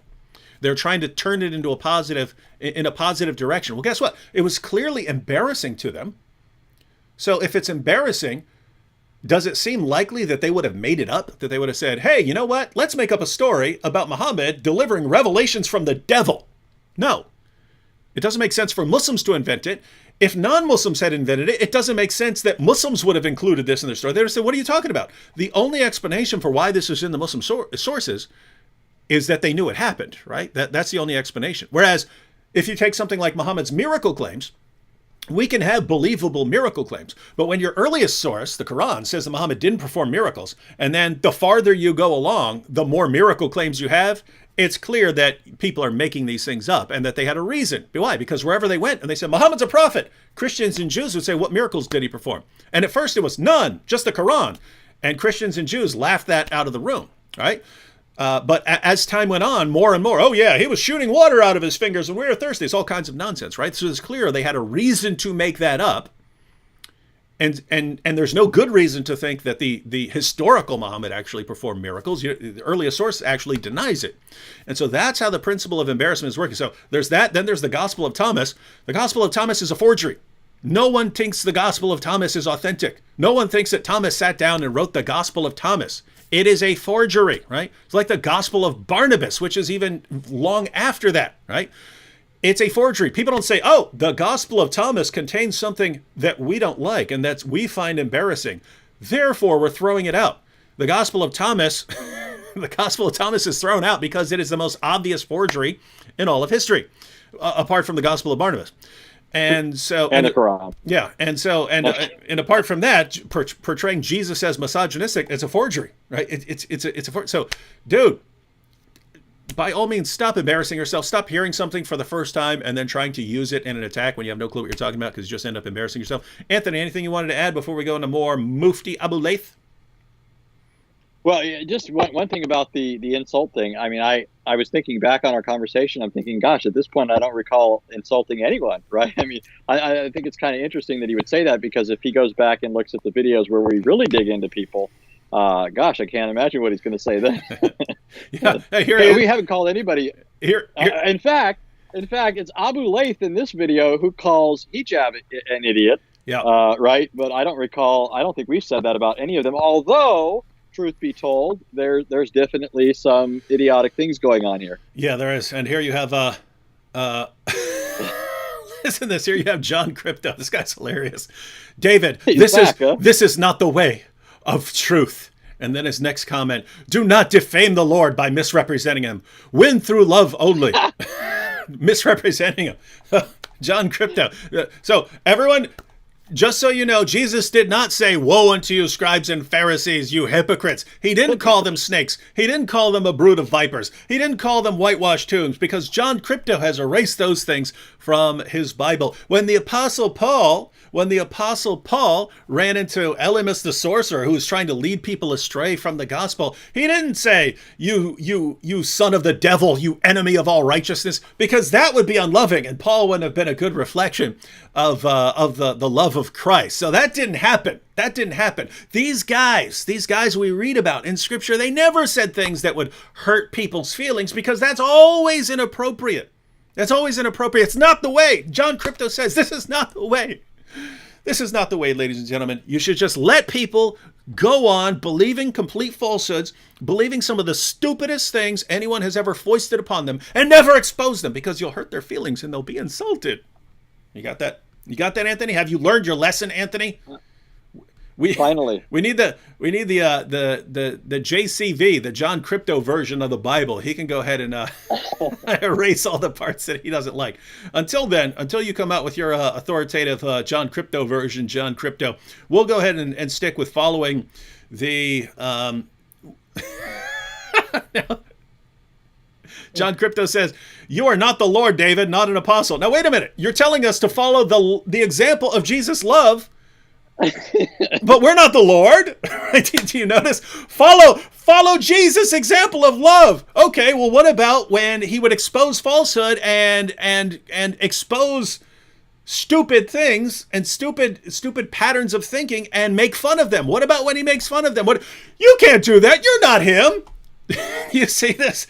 In other words, here's John Crypto, because he's doing the same thing with Jesus that he's doing with the Bible. Just take the parts of Jesus that I like, and yeah, you imitate those. But if it's something I don't like, then don't imitate that. That you're not him. This is, oh my goodness, wow. Oh boy. And you know, it's funny, John Crypto, I can't believe he's making fun of me. This is not Christ-like for him to be making fun of me. And he shouldn't be making fun of me for completely misrepresenting and distorting Christianity and attacking Jesus and the apostles, because that's what you're doing, John. Yeah. By the way, I just want to be clear. That's what you're doing when you say it's wrong and immoral, not a good example of the love of Christ to say mean things and to insult people. You just attack Jesus. You just attack the Apostle Paul. You just attack the Apostle Peter. But you don't make fun of me for doing that. No, I will make fun of you because you're saying stupid things in public. All right. So, anything else, Anthony? Yeah, just quickly, I'm thinking. First of all, if if we can't follow Jesus, Yeah. because his example clearly goes against his strictures. Got to follow John Crypto. Crypto's strictures. Cryptoism. Right. So then we should follow the apostles. Well, we can't follow the apostles because of John Crypto's strictures.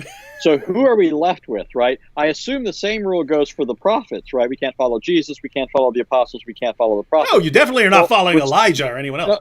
Wait a minute. Yeah, but guess what? We still have plenty to appeal to when it comes to this sort of thing, because the Psalms were given to be on the lips of all of God's people, right? They were to be sung by God's people. They were to be memorized. But the Psalms are full of invectives and rhetoric registered towards unbelievers. I won't tick all of them off, but just think of Psalms where it says, for example, that those who worship mute idols will be like them, right? In other words, mute, right? You'll be their gods can't. They have eyes, but they can't see, ears, but they can't hear, feet, but they cannot walk, and those who worship dumb idols are going to be just like them. That's sarcasm and wit in its highest. So, you're not really salvaging anything here in terms of your makeshift rhetoric by trying to excise certain parts of the Bible as being irrelevant or what have you. Stop quoting scripture. Stop looking at that's not where we go to for our behavior. We go to John Crypto and his church where everyone is super nice and loving and would never hurt anyone's feelings at all. They would never tell people. They would never, if they saw someone walking off a cliff, they would never yell, "Hey, you idiot, you're about to walk off a cliff, be careful." They would never, because that might hurt his feelings. They just let him walk off because that's loving. That's loving, Tony. So you got a lot to learn about love there, Tony. All right, we ready to check out some more Abu? Oh, go ahead. Yeah, well, never mind. John Crypto says his name is Michael, so I guess he's being cryptic about his name, just like apparently the Bible's being cryptic on what's appropriate to say to non-believers. All right. More Mufti Abu Layth and his awesome laugh. He will be refuted. This is what... So Muhammad Hijab decides to, you know what, let's just turn on him. This bichara had come on there, and you know something? This Yasir Qadhi had come on there and thought, you know what, I'm gonna have a heart-to-heart.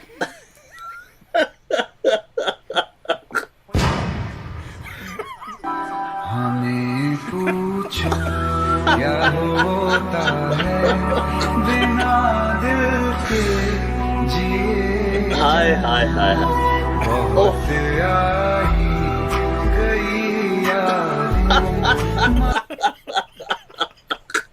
He decided to come on there and do a heart-to-heart.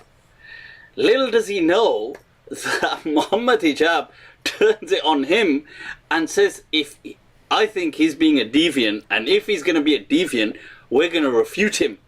We're going to turn on him.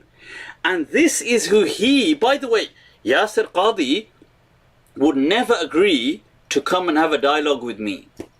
I had asked him, let's have a dialogue. No. I would never backstab any of my guests. I wouldn't do that. Not my style, Hey, I just want to pause it real quick before we continue there, because he's pointing out that Yasir Qadhi would never have a dialogue with Mufti Abu Layth. Anthony, isn't this exactly the sort of guy who would be fun to have a dialogue with, right? Someone who's actually, he's not angry, he's having a good time. It would seem that this is the type of guy you'd want to have a dialogue with. Instead, Yasir Qadhi goes, let me go on with Muhammad Hijab, who's going to end my career.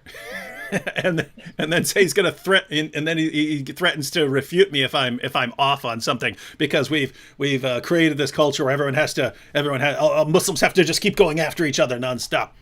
Any thoughts on that before we go?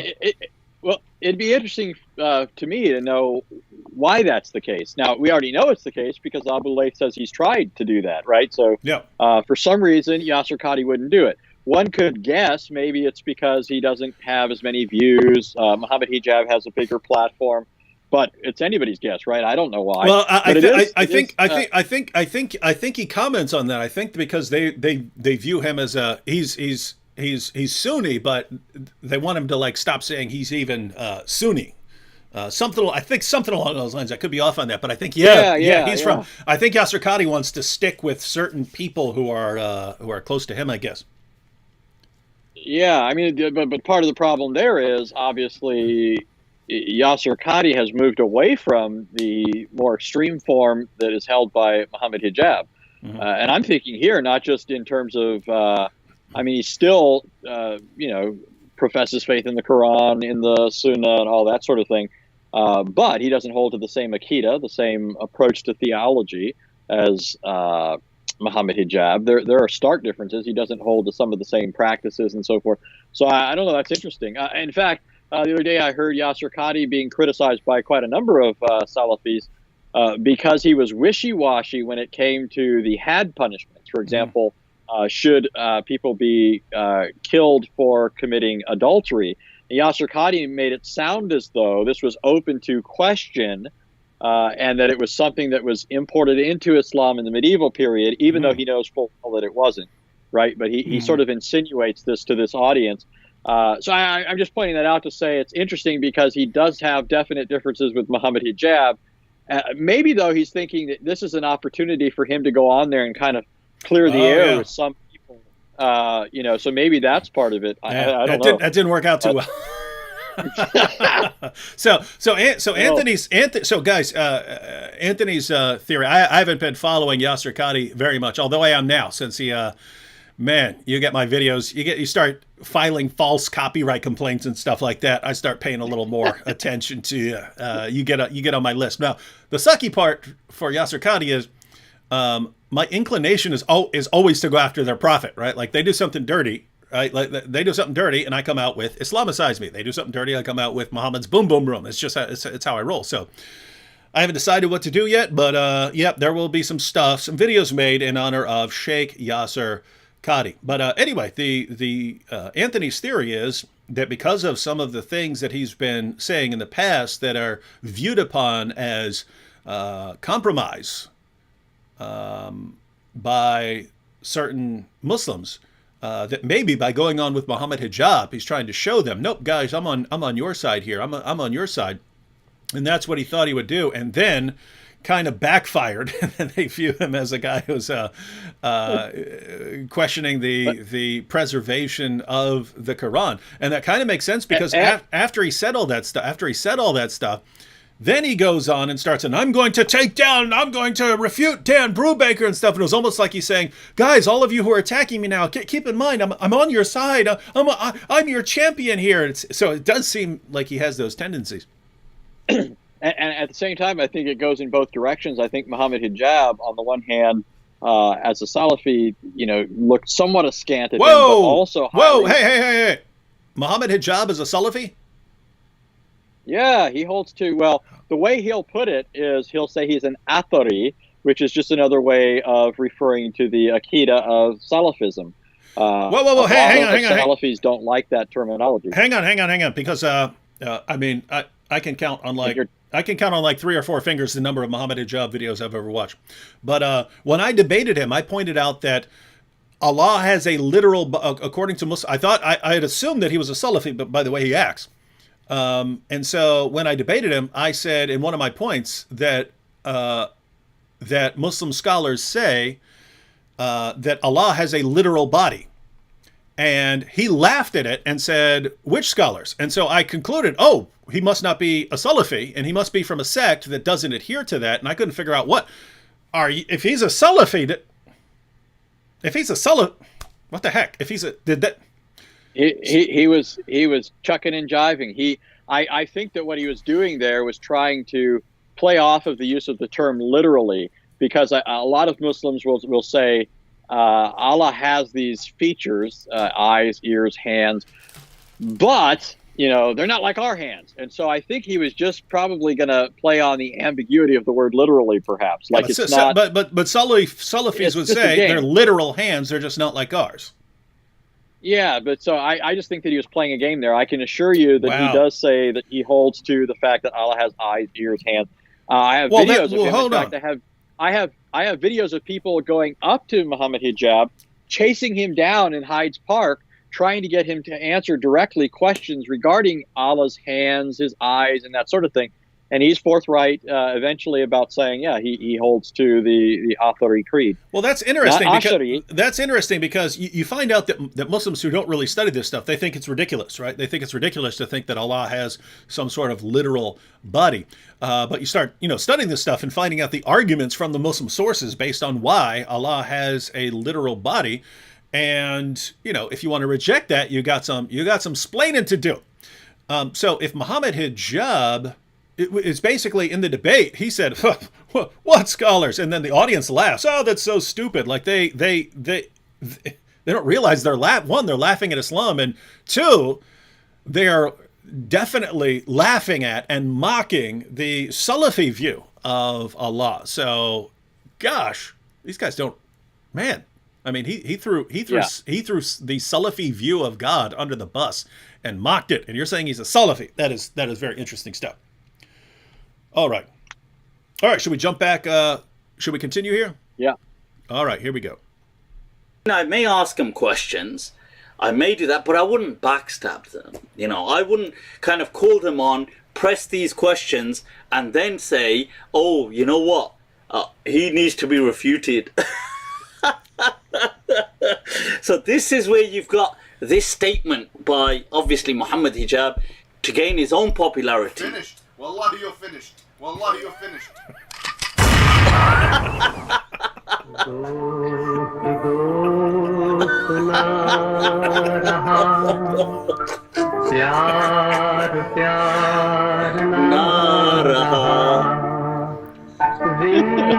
He sings too. Wow. Allah, Allah, एतबार ना रहा.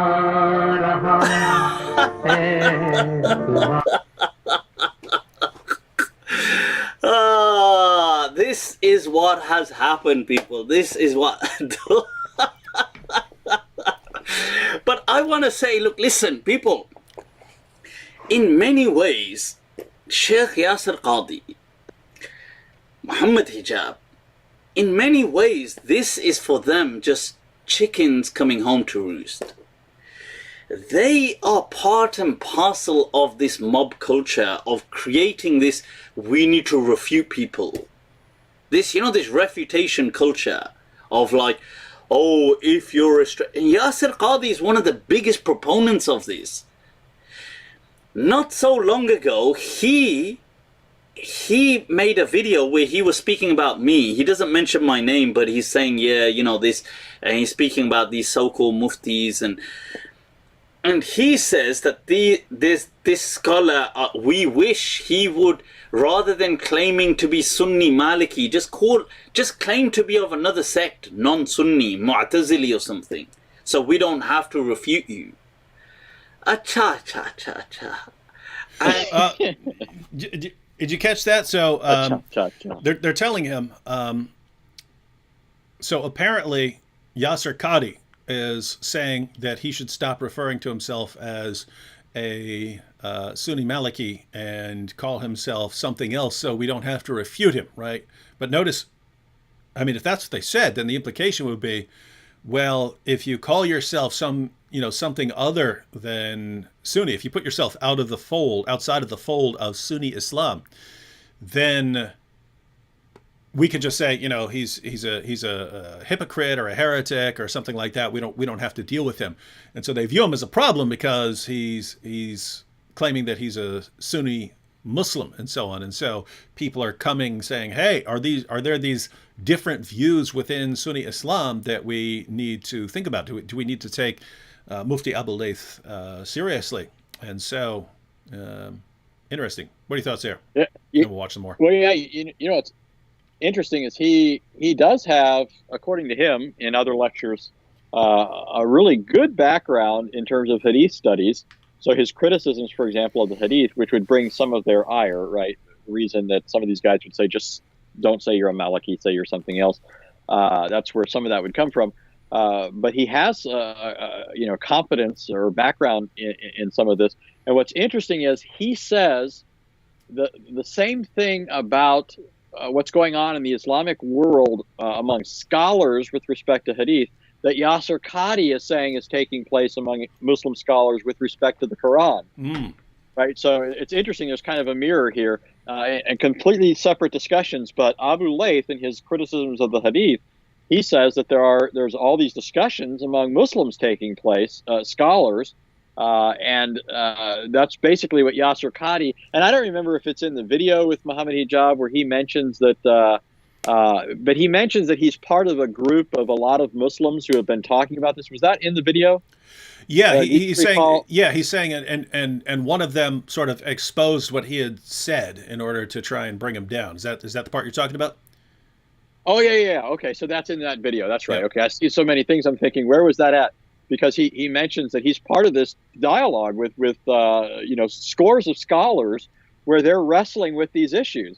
And if he's talking about scholars that he's interacting with behind closed doors, you're talking about a significant body of people.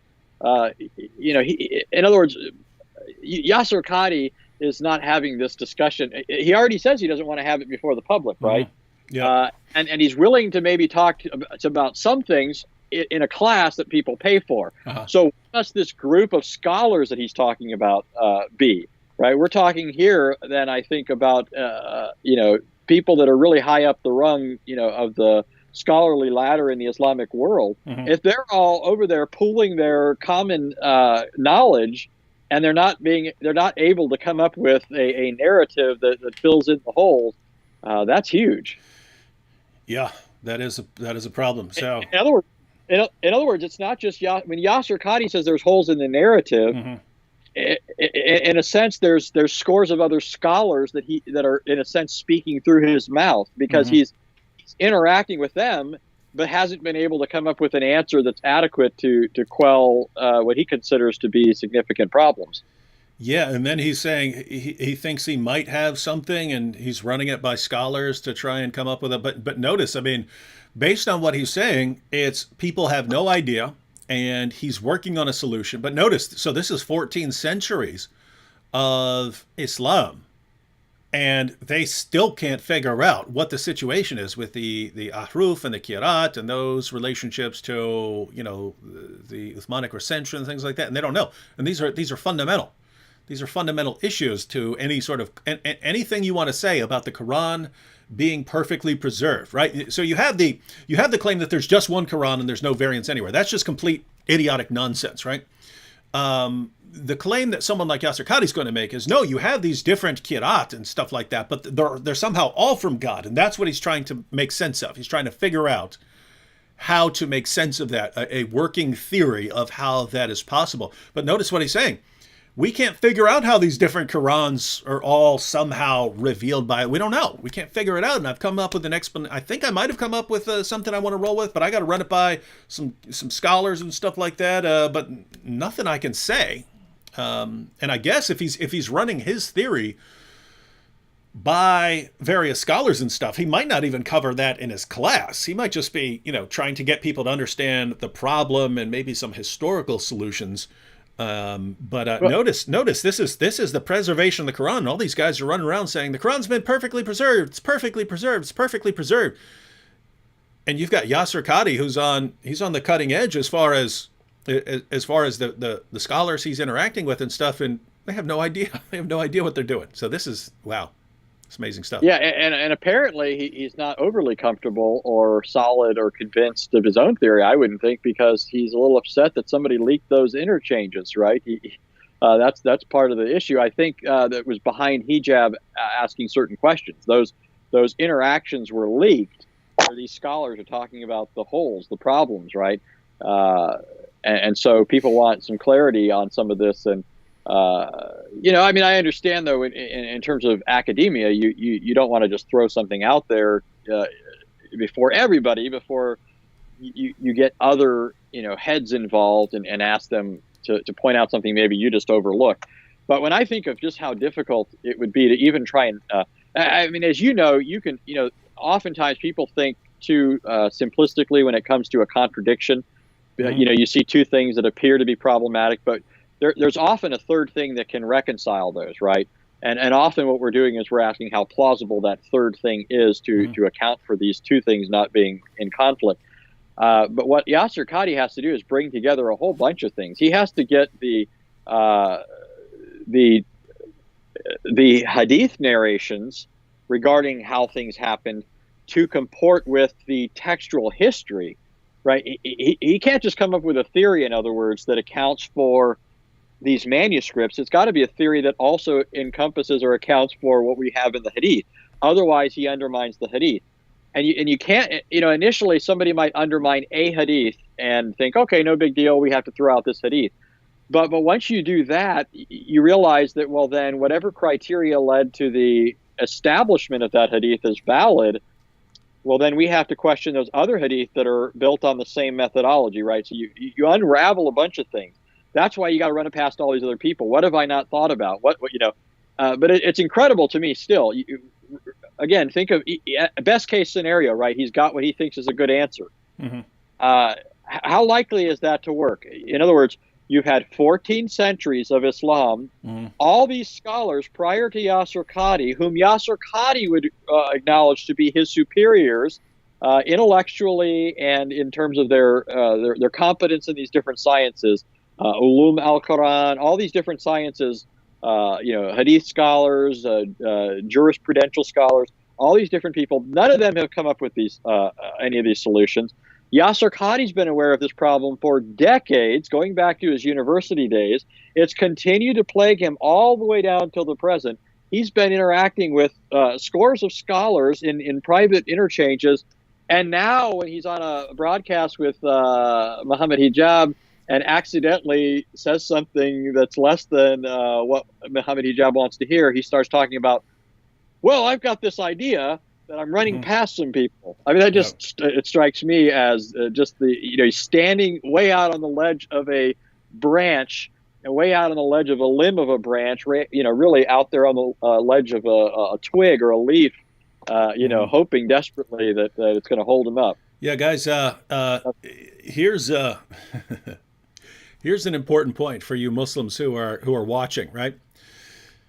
Yasir Qadhi is acknowledging that 14 centuries of Muslims who've been trying to figure this out, because this started during the lifetime of Muhammad, this problem of the ahruf and supposedly different versions of the same verses, somehow both being acceptable and so on.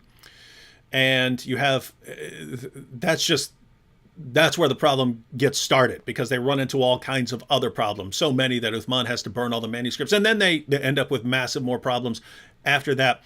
And you have Muslims try to figure this out. And they try to, well, how do we explain this? And Muslims have been working on that for 14 centuries. And according to Yasir Qadhi, wow, we have some cute little answers that we give amongst ourselves. And we say, oh, it's just this. And oh, it's just that. And we say, oh, that's good. And he says, then we run into Western academics. And they rip it to shreds. They rip it to shreds. And he even said, you remember this? He said, and they're not lying because they're quoting your own sources. They're right. Right? He goes, so yes, they're refuting our theories by quoting our sources. But notice, what is the one explanation that Yasir Qadhi is not considering, right? He's saying, hey, 14 centuries, we still haven't figured this out. And Anthony's pointing out, well, what are the odds that Yasir Qadhi has stumbled onto the correct one? Pretty slim, right? If everyone else has failed, then you probably got something that you think is going to handle it differently and stuff. But as soon as Western academics get a hold of it, they're going to rip that apart too, right? So, notice the explanation that he has not considered is that there is no explanation because it's a bunch of nonsense. That's the explanation, right? In other words, Yasir Qadhi, there's a reason you can't make sense of all of this. It doesn't make sense, right? Here's my theory, Anthony. Here's my theory. I believe that Muhammad existed. I'm not one of these kinds of skeptics and so on. I believe Muhammad existed. I believe he's receiving revelations, delivering revelations and so on. I don't believe he's really receiving revelations from God, but I believe he's actually getting revelations that he believes are revelations from God and so on. And he delivers these to his followers, and it doesn't work very well, right? That this method of we're all going to memorize it, I think you do end up with a lot of problems. And that's why you have people dying who had these. That's why you have Aisha saying, you know, hey, this surah used to have 200 verses and now it only has 73. That's why you end up with all these problems. Then you have people memorizing the Quran, but doing so imperfectly. And that's why you have Uthman needing to burn all these manuscripts. And then you have, you know, the letters, but, you know, you haven't included the dots. And so once you start including those in different parts of the Muslim world, they're going to get those wrong as well. They're going to make mistakes there. And it's just a big sloppy process. It's a big mess that you end up with. And then later Muslims try to go and write into the history. Oh, that's explained by this. Oh, this came up missing. Well, that's because of abrogation. Oh, this is different. Oh, yeah, that's because Allah revealed it in different ways. Oh, there's this, and they have an explanation for everything, right? And then you get down to, you know, our time, and Muslims are taking these theories and they're trying to, okay, let's come up with the solution to all this problem. And there is no solution, because those were never real solutions to begin with. Those were little patches. As those were little band-aids that, you know, Islam's just bleeding all over the place, bleeding nonsense all over the place, and they're trying to patch it up and trying to put band-aids on there. And then you've got, you know, 14 centuries later, let's take all these explanations and make the one unifying theory that explains everything, and you can't, because it's just it's all nonsense. It's all nonsense. All right, should we check out some more Mufti Laith, Abu Laith? Let's do it. Yep. Oh, wait, before we do, check this out. My goodness, comment right here. Islam Dugiev says, I have nothing against Christianity, but why mock other religion like David Wood does? Anthony, is this coming from the same guy whose first rightly guided caliph? Guys, close your ears if you're a child or something like that. Abu Bakr, the first of the rightly guided caliphs, was with Muhammad when Abu Bakr became angry over a pagan saying something. And Abu Bakr, the first of the rightly guided caliphs, Muhammad's father-in-law and his closest companion, said, why don't you go suck Allah's clitoris? This guy believed in a pagan goddess named Allah. He said, go perform oral sex on your God. That's how Muhammad's own companions responded to the religious beliefs of people they disagreed with. Go perform oral sex on your goddess. So, Islam Dugiev, you don't see a problem here? Now, why does Allah in the Quran call Jews and Christians the worst of creatures? Surah 98, verse 6. The worst of creatures. We're the worst of creatures. What's going on with that? Do you not understand what a hypocrite and a crybaby and a coward you sound like when you've got your religion that's been slaughtering and raping and pillaging and robbing for 14 centuries, and then we get down to our time, and I say, guys, those people who tell you perfect preservation are all liars. And you go, why are you insulting us? You're hurting our feelings. How could you do this to us? Oh my goodness. It's so pathetic. It's the most pathetic thing I could even imagine. For 14 centuries, we go around robbing, enslaving people, taking women as our sex slaves, taking little girls as our sex slaves, slaving populations, slaughtering people, destroying churches, destroying synagogues, destroying it all, leveling it all, lay waste, Allahu Akbar, attacking everyone, attack in all directions. And we say, hey, your guys are saying perfect preservation right down to the letter. That's false. Well, you can't say that. Well, why would you do that to us, David? Oh, my goodness. Dude. Go somewhere else with this nonsense. It's so pathetic. It's so sad. Do you do this because Muslim do this to you? What about turn to hut other cheek? Anthony, has it ever occurred to you that Jesus' teaching about turn the other cheek has anything to do with allowing people to spread lies and not correcting those lies? Is that what turn the other cheek means in your Bible, Anthony? No. In fact, even in the Sermon on the Mount, Jesus says things that wouldn't be flattering to certain people. But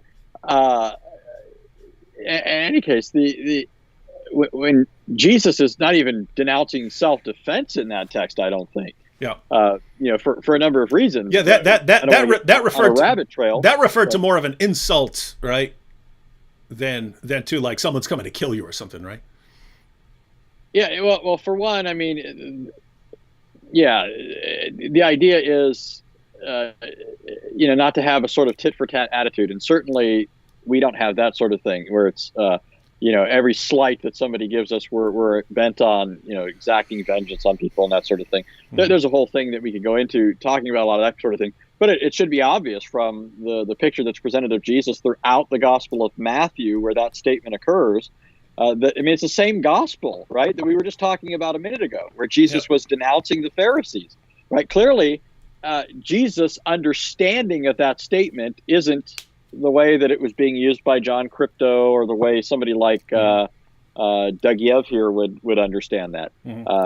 So people need to do their homework a bit better than just to parrot certain things with little understanding. Rory Husky says, David Wood, don't forget that he calls us filthy in Quran 9. Yeah, that's Surah 9, verse 28. Well, in fact, since we're talking about Yasir Qadhi said that, right? With the text, since we're talking about problems with the text of the Quran, right? Remember that one of the variants that exists, not just in the Qira'at, it's not just a pronunciation difference, right? But they're in Surah 98:6. One of your favorite passages, where it says that Jews and Christians are the worst of creatures, right? There's actually a variant there. One variant says they are the worst of the innocent. So in other words, among those who are innocent, Jews and Christians are the worst. And it talks about Allah punishing them and so forth. Well, why is Allah punishing innocent Jews and Christians? In fact, this goes against something that Shabir wants to keep saying. Even though Shabir admits that there are these variants, he says that none of them significantly affect meaning. Well, that significantly affects the meaning, doesn't it? Right? If it says the worst of creatures or the worst of the innocent, that's a significant difference. So the Quran insults people. It insults Jews and Christians. You're the worst of creatures, David. And so am I, and so are all the Christians that are watching this, so are all the Jews in the world. The Quran encourages Muslims to consider Jews like apes and pigs, because it says Allah, changed their faces and transformed them into, beasts and so forth because they didn't keep the Sabbath day. I mean, all this sort of thing comes from the Quran. It's not like Muhammad, In fact, I think Abu Layth is funny here. In one of his videos, he pretends that certain Muslims want to present Muhammad as though he were like this hippie, right, in the 7th century. But certainly he wasn't. He didn't speak favorably about people's gods. Hey, check this out. Nabil LX here says, "Glad hijab ended you in a debate."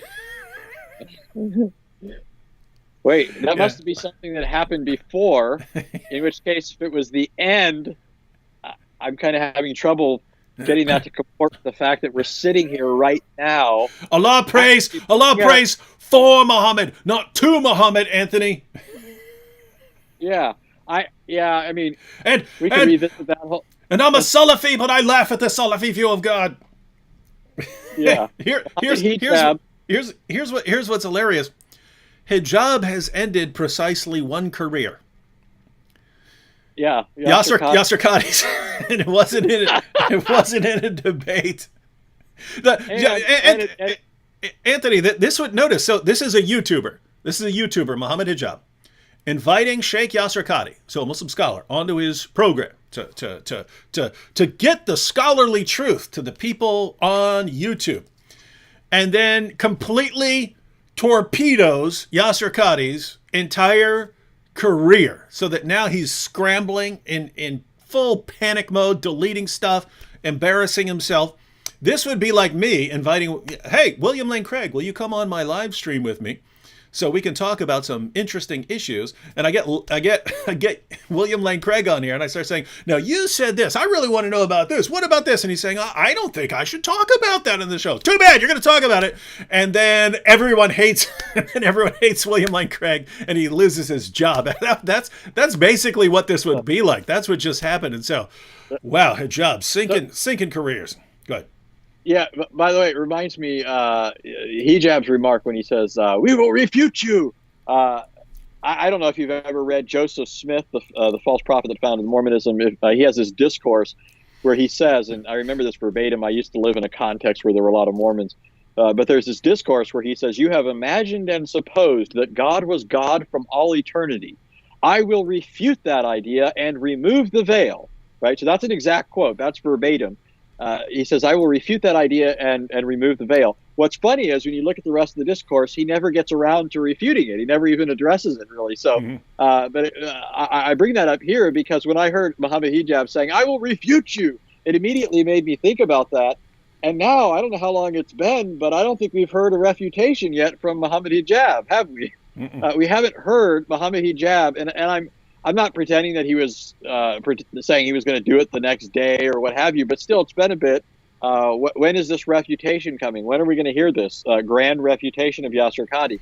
And in fact, if he thinks he's going to refute Yasir Qadhi, he's miles below Yasir Qadhi in terms of his sophistication and knowledge of the Islamic sources. That's part of the issue here. That's why it created such a problem. Yasir Qadhi is not a slouch. He knows his material. His command of the in fact, this brings up another thing, by the way. Often Muslims want to dismiss what we say because we don't know Arabic. This is another reason why it's significant that it's Yasir Qadhi saying this. Nobody will doubt Yasir Qadhi's ability to speak Arabic. Most people recognize that Yasir Qadhi speaks Arabic exceptionally well, right? That's one thing that a lot of people just really, kind of ooze all over Yasir Qadhi for because, he's just so eloquent, right? Well, Yasir Qadhi obviously knows his Arabic.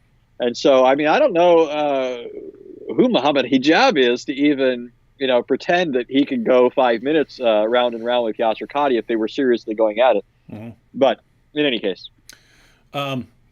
Quick comment here, and then we'll check out a little bit more, and probably won't go too much longer. But I don't know, we got around 1,500 people watching. So, but Wolf Puppy says, "Sorry, I am a young Muslim, 15 years old.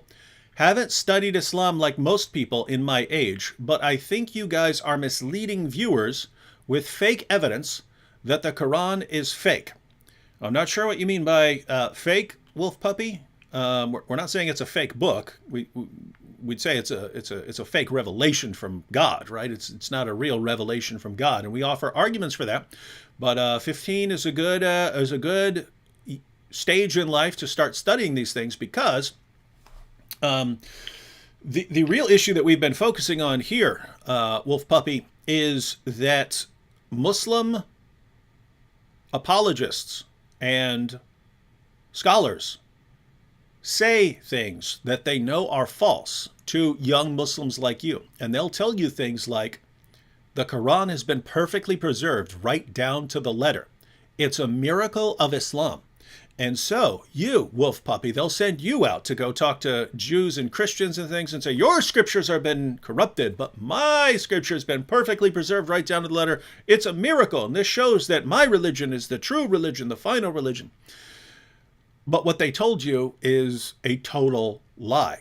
We go to your sources. We go to your sources, and we show that entire chapters were lost, that large passages were lost, that verses were lost, that were eaten by a sheep. These are your sources, right? Go to Sunan Ibn Majah. You can look it up on the internet. Go to Sunan Ibn Majah, number 1944. Talks about Aisha having the only copy of certain verses of the Quran, and her sheep came in and ate them. They're not in your Quran today. You can read your Quran from beginning to end. They're not in there. You go to Sahih Muslim 2286. Abu Musa, one of Muhammad's companions, says that he's talking to the new generation of Quran reciters, and he says, don't harden your hearts the way we hardened our hearts, and we forgot 2 entire chapters of the Quran. These are the things that we find in your sources. So again, I just gave you references. You can go look those up. You can look them up right online on Muslim websites and read these passages. And what you're going to find is, especially if you study it more, but you'll find that the Quran has been changed over and over and over and over and over again, and your leaders lie to you. And the reason I say you're at a good age, because when people are too young, they just automatically believe whatever their parents believe, whatever their parents tell them. And then if you're too old, if you're in your 40s, 50s, you're not at an age when you want to reevaluate all of your life decisions and change your entire religion. You're usually stuck into it, right? You're married to a person who shares your religion. Your kids share the same religion. It's far more difficult. But the age you're in right now, that age 15 to 25, that's when you want to be looking into these things, because you're no longer at the period where you just mindlessly believe what your parents told you, but you're not set in your ways. So check it out. You're saying you think we're wrong, but you're saying you haven't studied this stuff. Go study this stuff and then tell us we're wrong. But if you go and study this stuff, you're going to find out that your scholars and apologists are wrong and that they're lying to you. And the question we want you to ask after you study this stuff is, if my leaders were lying to me about this, what else are they lying to me about? And why are they lying to me? And once you ask that question, you are on your way out of Islam, my friend. All right, Tony, should we watch a little more from our Mufti friend? I think there's some good stuff coming. All right, let's check it out. Now, check this out, people. Check this out. Sheikh Yasir Qadhi Saab.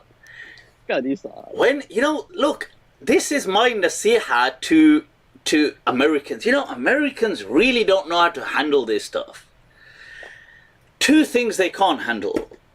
One seems to be they can't handle women. As soon as they get on certain, as soon as they get to certain kind of fame, usually there's a big problem, And two, they can't. Hang on. What do you think he means there? Like at first, when he said they can't handle women, like you might think that he means control women or something like that. But then he says as soon as they get to a certain level of popularity, there are problems, right? And you think he's talking about like some of the scandals, like with Numan Ali Khan and what's his name, Hamza Tsortsis or something like that, where they get into these sort of scandals on how they're interacting with ladies behind the scenes. Yeah, and he's using this to. I'm trying to think of his second point. I know you cut him off, but the. His next one is they can't. He says they can't handle two things. Sort of the Western Muslim apologists and scholars. They can't handle two things. One, they can't handle women. As soon as they get to a certain level of popularity, they got problems. And two, they can't handle controversy. They don't want to deal with controversy. Yeah. Okay. Because I don't think he's suggesting that Yasir Qadhi has any kind of disreputable things going on with respect to the first one. Yeah, I've never heard anything like that about him. Yeah, but I do think that he says that this is my nasiha to Americans, meaning my advice. But I think that's what he's talking about, is these people get a platform and then suddenly, I mean, you see it in every context, really, right? I mean, a person starts getting all sorts of attention, and if they don't have a lot of integrity, then some people are going to be in some compromised positions and maybe even succumb to certain things. In other words, if a person's a dirtbag and they get in a position to be a dirtbag with impunity, then they will. Yeah, that's not just true of Muslims. There can be Christians. Yeah, everyone it can be in that same position where you can't handle you can't handle the fame, or you can't handle the power and stuff that you couldn't do earlier in life. Now all of a sudden you've got the popularity or the fame or the power to do it. In fact, I know a person who claimed to be a prophet that had that issue. Yeah, I can think of one.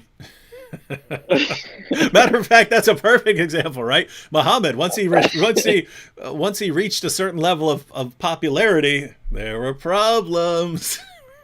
Yeah, think about it. I mean, the transition from perfect. That's an awesome video topic right there. You show a clip of Mufti Abu Layth there, and show him saying, people can't handle it, and then showing Muhammad is actually the one that couldn't handle it. Yeah. Mm-hmm. Seeking the Narrow Way says, this guy is so joyous, I'd actually check out his channel. You should. You should. In fact, I'll go ahead and include a link to his live stream I'll add it to the description box anyway, in case people want to watch it and check out his channel. Right. All right, we're ready to go on to the controversy. All right, here we go. Yeah. Handle controversy. People, I king of controversy.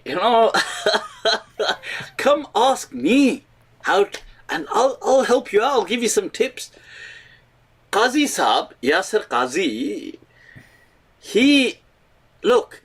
when he's being asked, Halloween, no, too controversial, won't say Halloween is permissible. No. Merry Christmas, no, toba, too controversial. Music, Is it? Can you clearly say music is not haram? No. Too controversial to be clear. Too controversial. This one not nice. Men's jewelry. Controversial. And let me just pause it right there. We'll continue this, but I just want to point out what he's referring to here, ladies and gentlemen, because I did watch one of Yasir Qadhi's videos on this, which was something. I think it was the one where it was. Can Muslims wish people Merry Christmas? What he's talking about is you go to Yasir Qadhi's video. It's titled something like, is it okay to wish people Merry Christmas?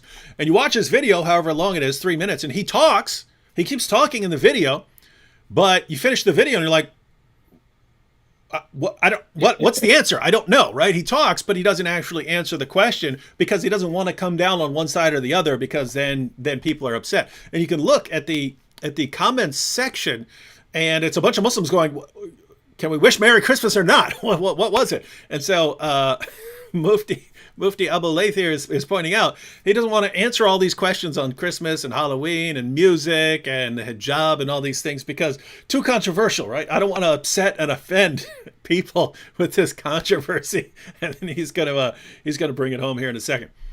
Yeah, it'd be interesting. It'd be funny to do a video going around during Christmas time, past mosques or places where Muslims are frequenting, and just record different responses from Muslims to Merry Christmas. Mm-hmm. It'd just be an interesting video to see, certain people scowling at you, frowning, other people being uncomfortable, not knowing exactly what they can say or not. Mm-hmm. Yeah. And I don't know if people understand that for a lot of Muslims, it is anathema to wish somebody a Merry Christmas. Yeah.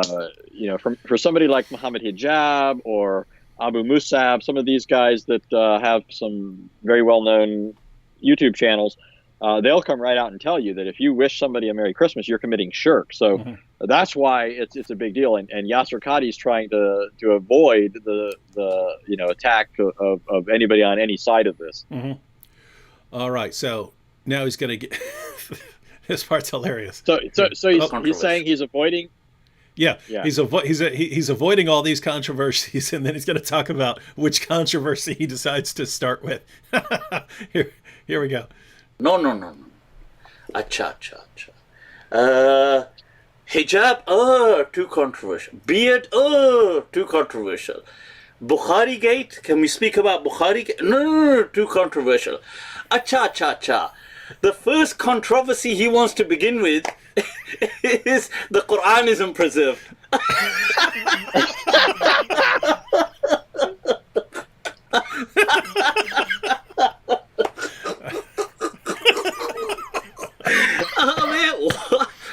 Is this what is going on here? I mean, is that the controversy you want to begin with? Things like Merry Christmas is too controversial, Halloween is too controversial, so you want to begin with that the Quran is not preserved. the backbone of Islam.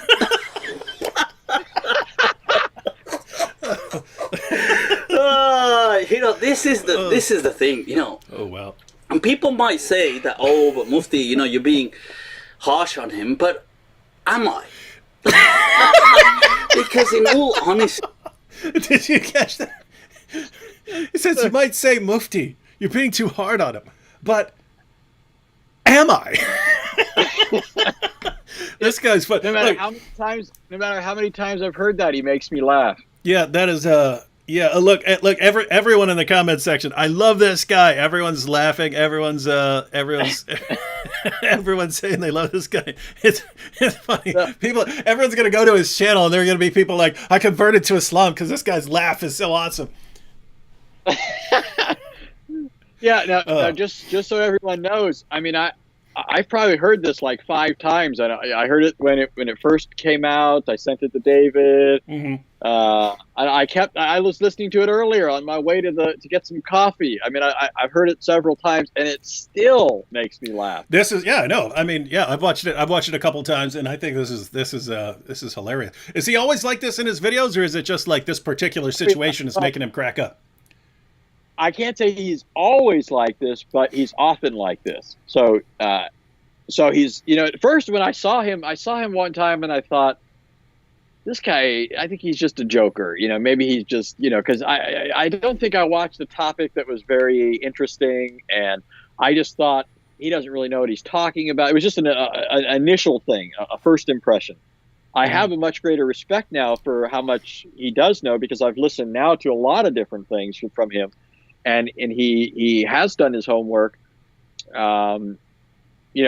not at the level of a Yasir Qadhi, but he still seems to have a bit more sense.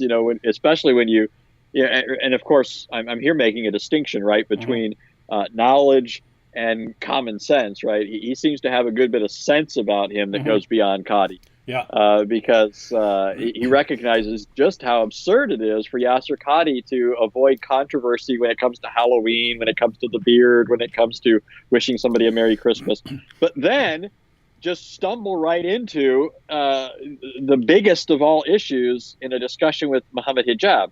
He should have just put the brakes on immediately. Instead of saying something and then putting the brakes on. Which he could have, right? I mean, he could have just said, there's a thing going on, but I am working on this, and I don't really feel like discussing it in public right now. But somewhere down the road, once I've tested out my views and run them by some scholars, then we'll discuss it. But and it was funny because he was clearly trying to do that. We shouldn't be discussing this, and Hijab would push him on it, and then he would blurt something else out and say he doesn't want to talk about it, and Hijab would push him more, and he would blurt something else out. And so, wow, the gift that keeps on giving there.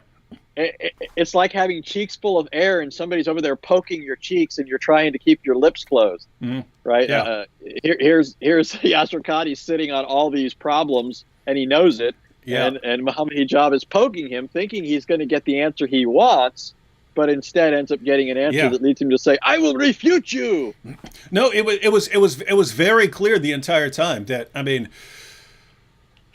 when I had Jay Smith on here a few days back, he pointed this out.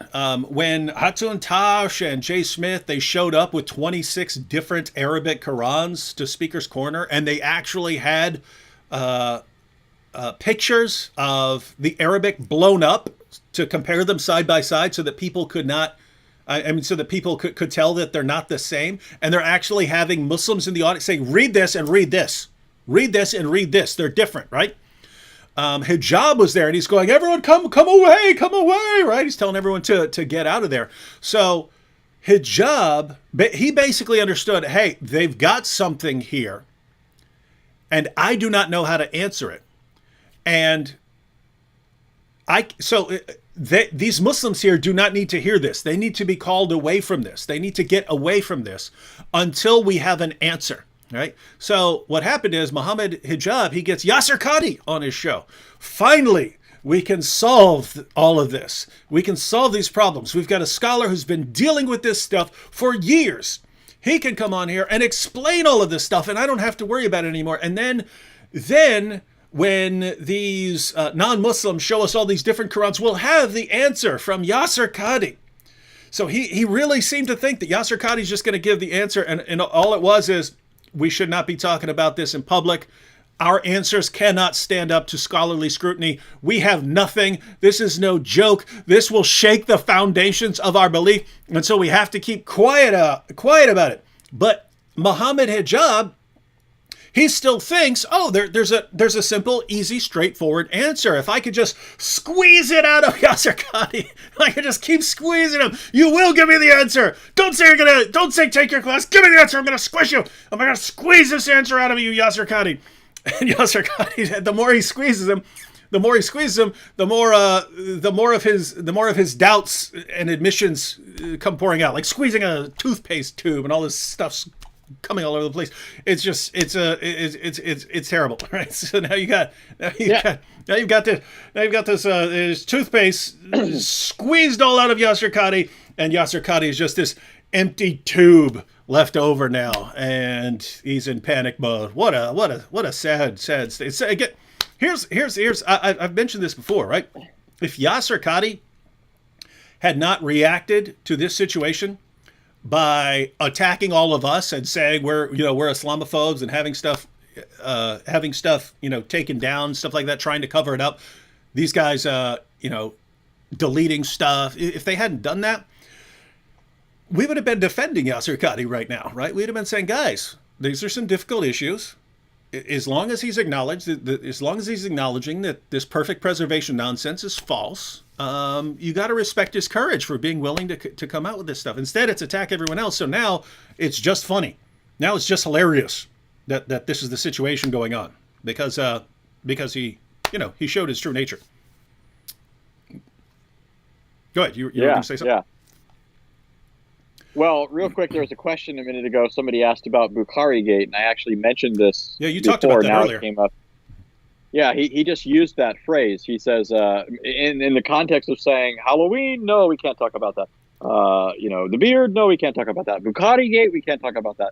Bukhari Gate is apparently Abu Layth's way of referring to the project that he's doing several videos on it, and apparently it's a discussion among other Muslims that regarding the fact that the Sahih narrations in Sahih Bukhari aren't so Sahih after all. Mm-hmm. And so Abu Layth frowns upon certain hadiths because he rightly recognizes certain hadiths paint Muhammad in a very poor light. Right? He quoted one hadith.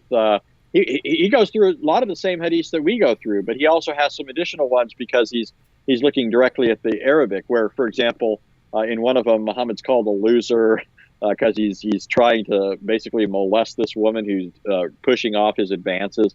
So, he finds a lot of these things embarrassing, and he thinks they should be discarded, and Bukhari should not be put on the same level as the Quran, which is true for 99% of the Islamic world. Mm. So that's what Bukhari Gate refers to. But, so we basically just ended here with Abu Layth saying, if you guys want to learn how to handle controversy, come to me, right? I'll teach you how to handle this stuff. And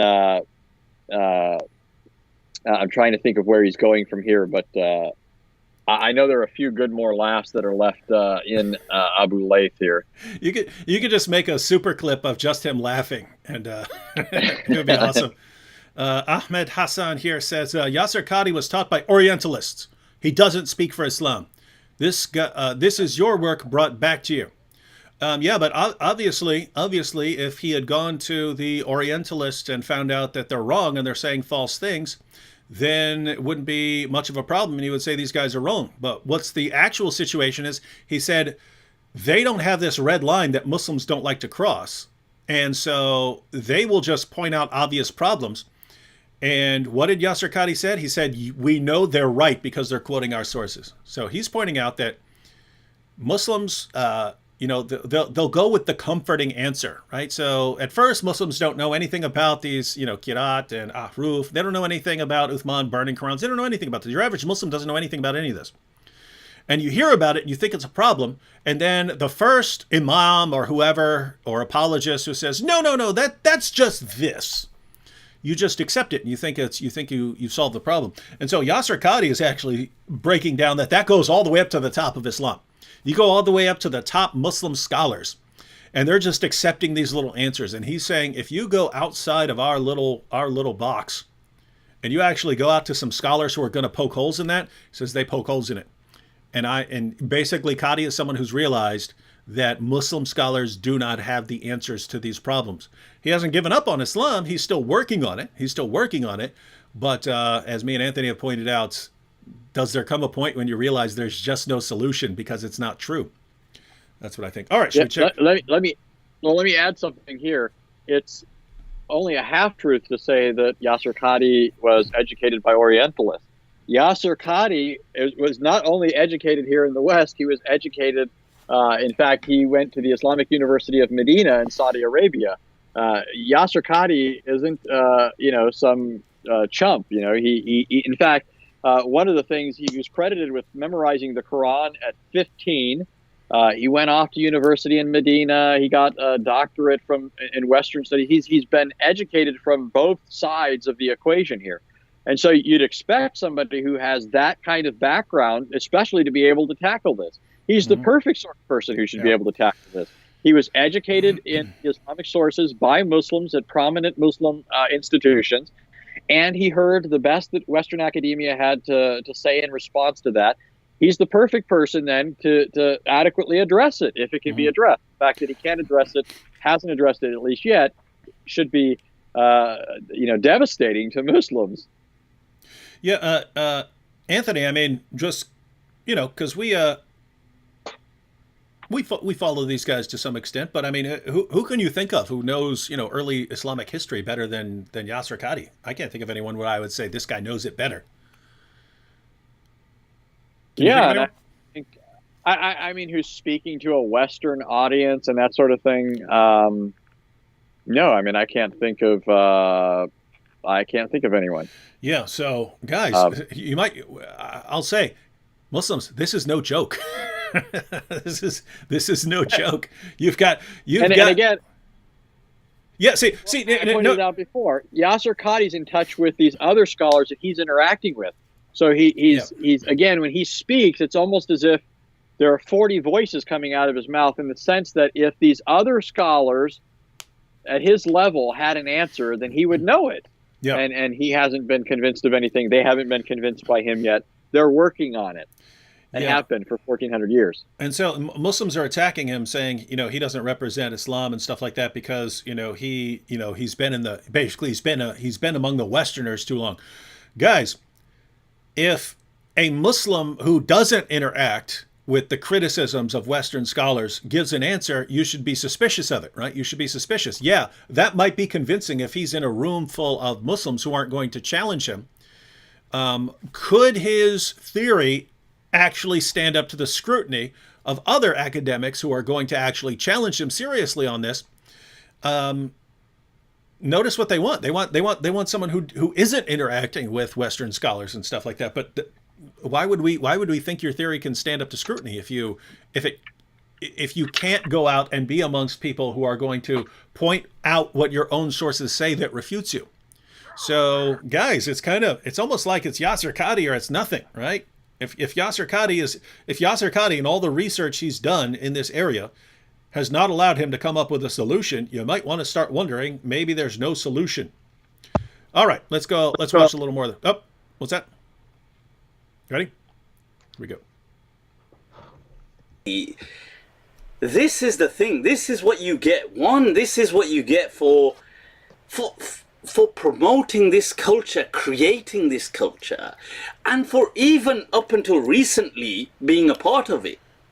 This is what you were doing. This is what you're doing with people like me. Oh, this is a deviant sect. These are deviant people. This is wallahi, ya akhi, this is deviant, And then, for thinking Muhammad Hijab is a friend, he would never come on a show with people like me or other people, but he wants to come on a show with Muhammad Hijab.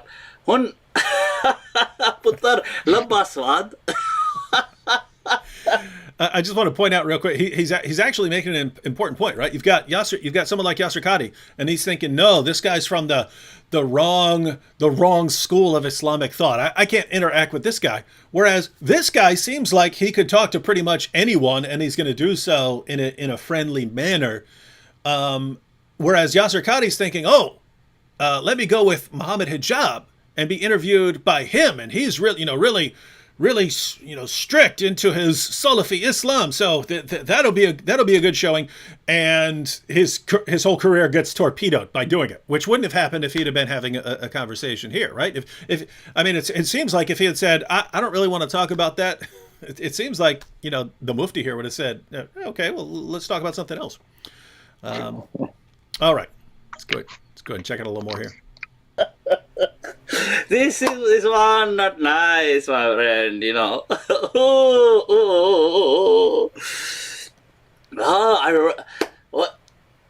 واحذر لسانك من واحذر لسانك من خل تنادمه. Allah. Beware of what you say in front of these so-called companion friends. إن النديم لمشتق من الندم. Allah, Allah, Allah. This is it, people. Then it comes back and it bites you. This one bite. And so for being so foolish and stupid, you see, you have to that's his own fault. And look, let me tell you something. He kept saying, we shouldn't discuss this in front of the public. No, don't discuss this in front of the public. Don't discuss. Abe o mere chache. Discussing the question was the problem, not discussing the answer. When it came to the answer, he started saying, come on my course. Everybody join my, enroll on my paid course, and I will then give you the answer. Maha Qadhi Saab. This guy's funny. Any thoughts on that? It looks like about 5 minutes left. We definitely don't want to go. We definitely don't want to go into a. We got about 15 to 20 minutes left when we need to be off. Any comments on this before we continue with the clip? Well, yeah, just quickly. Muslims often criticize others for allegedly getting paid, and they're usually trying to insinuate anyone who gets paid for something has ulterior motives or something, as if people aren't performing a service and don't have the right to be remunerated for it or what have you, and they can't be anything other than lying if they're getting paid. But here, notice the one thing you'd expect to be free, I would think, is just being forthright about the Quran being perfectly preserved. Mm-hmm. But here's Yasir Qadhi, and I think this is what Abu Layth is getting at. He's charging you for this, right? Yeah. And that means, really, when he's saying that, the answer is only available for people who are willing to pay for this. He's saying this isn't for everybody, right? This isn't the sort of thing that I can put out there to the general public. I want to find a way to screen people out. Mm-hmm. And I suspect that you go into that course and really what you're going to get is a lot of obfuscation, just like you were talking about when it came to the holiday things. Can you wish somebody a Merry Christmas? Mm-hmm. You'll listen to the whole lecture and not, get out and think, wait a minute, I didn't get an answer to that. Yeah. That's probably what he's going to do in this. Some scholars say this, some scholars say that, but we don't know yet. Yeah, because notice, anyone who's taken his course, if they actually had the solution, anyone who's taken his course can come out on YouTube, do a 2-hour interview. And I'm sure I understand if he wants to say, hey, you can't really get through this in 15 or 20 minutes, but you should be able to give the gist in an hour or 2 hours or 3 hours or 4 hours. And if Yasir Qadhi doesn't want to do it, then obviously one of his students who's taken his course and gotten the answers should be able to do it. Instead, I'm with you. I'm guessing that you go in there and he's probably going to, break down 40 different theories of ahruf and kira and all this stuff and explain which one of them's, can account for things and which one of them can't. And that there are problems with all of them, and say, but this is what we have to figure out in the future, and this is why you need me, Yasir Qadhi, because I'm going to solve this somehow, maybe. Yeah, and it's suspicious that he's been at this for decades. He said this issue plagued him from an early time. So, and he mentioned specifically, he says, I never talk about this in public. Yep. Right? He's done 100 hours of lectures on the Sirah. If he thought he had the answer to this very nagging, terrible problem, then it wouldn't be tucked away in this paid course that only a select handful of people have access to. That to me is entirely suspicious. But in any case, yep. Some people are commenting on his eyebrows. Stuff and Thing says, David Wood, I think his eyebrows are challenging yours to a duel. He has some cool eyebrows. His are darker, so he has an advantage, but we'll have to see. All right. I was thinking with the beard motif that he has and the laugh, he almost reminds me of the Count on Sesame Street. Ha, ha, ha, ha. All right, here we go. The question was the problem, not the answer. Give them the answer, or give them some answer.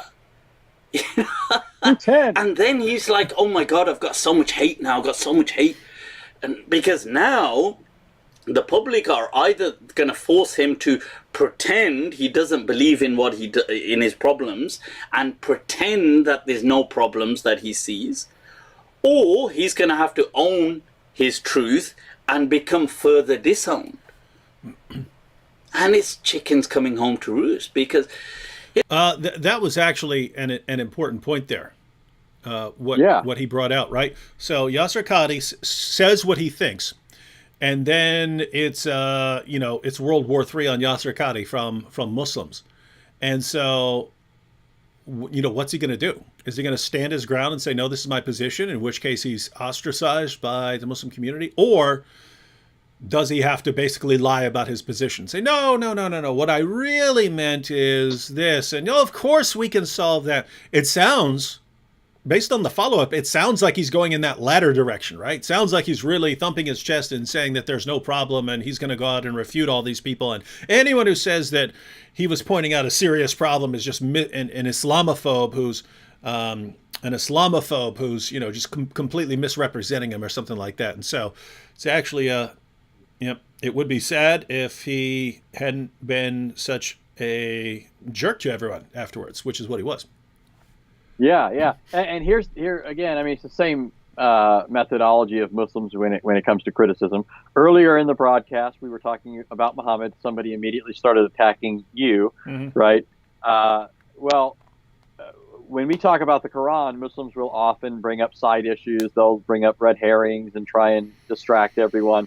They'll talk about how somebody pronounced an Arabic word, anything but the real issue, right? Well, here in this case, here's Yasir Qadhi.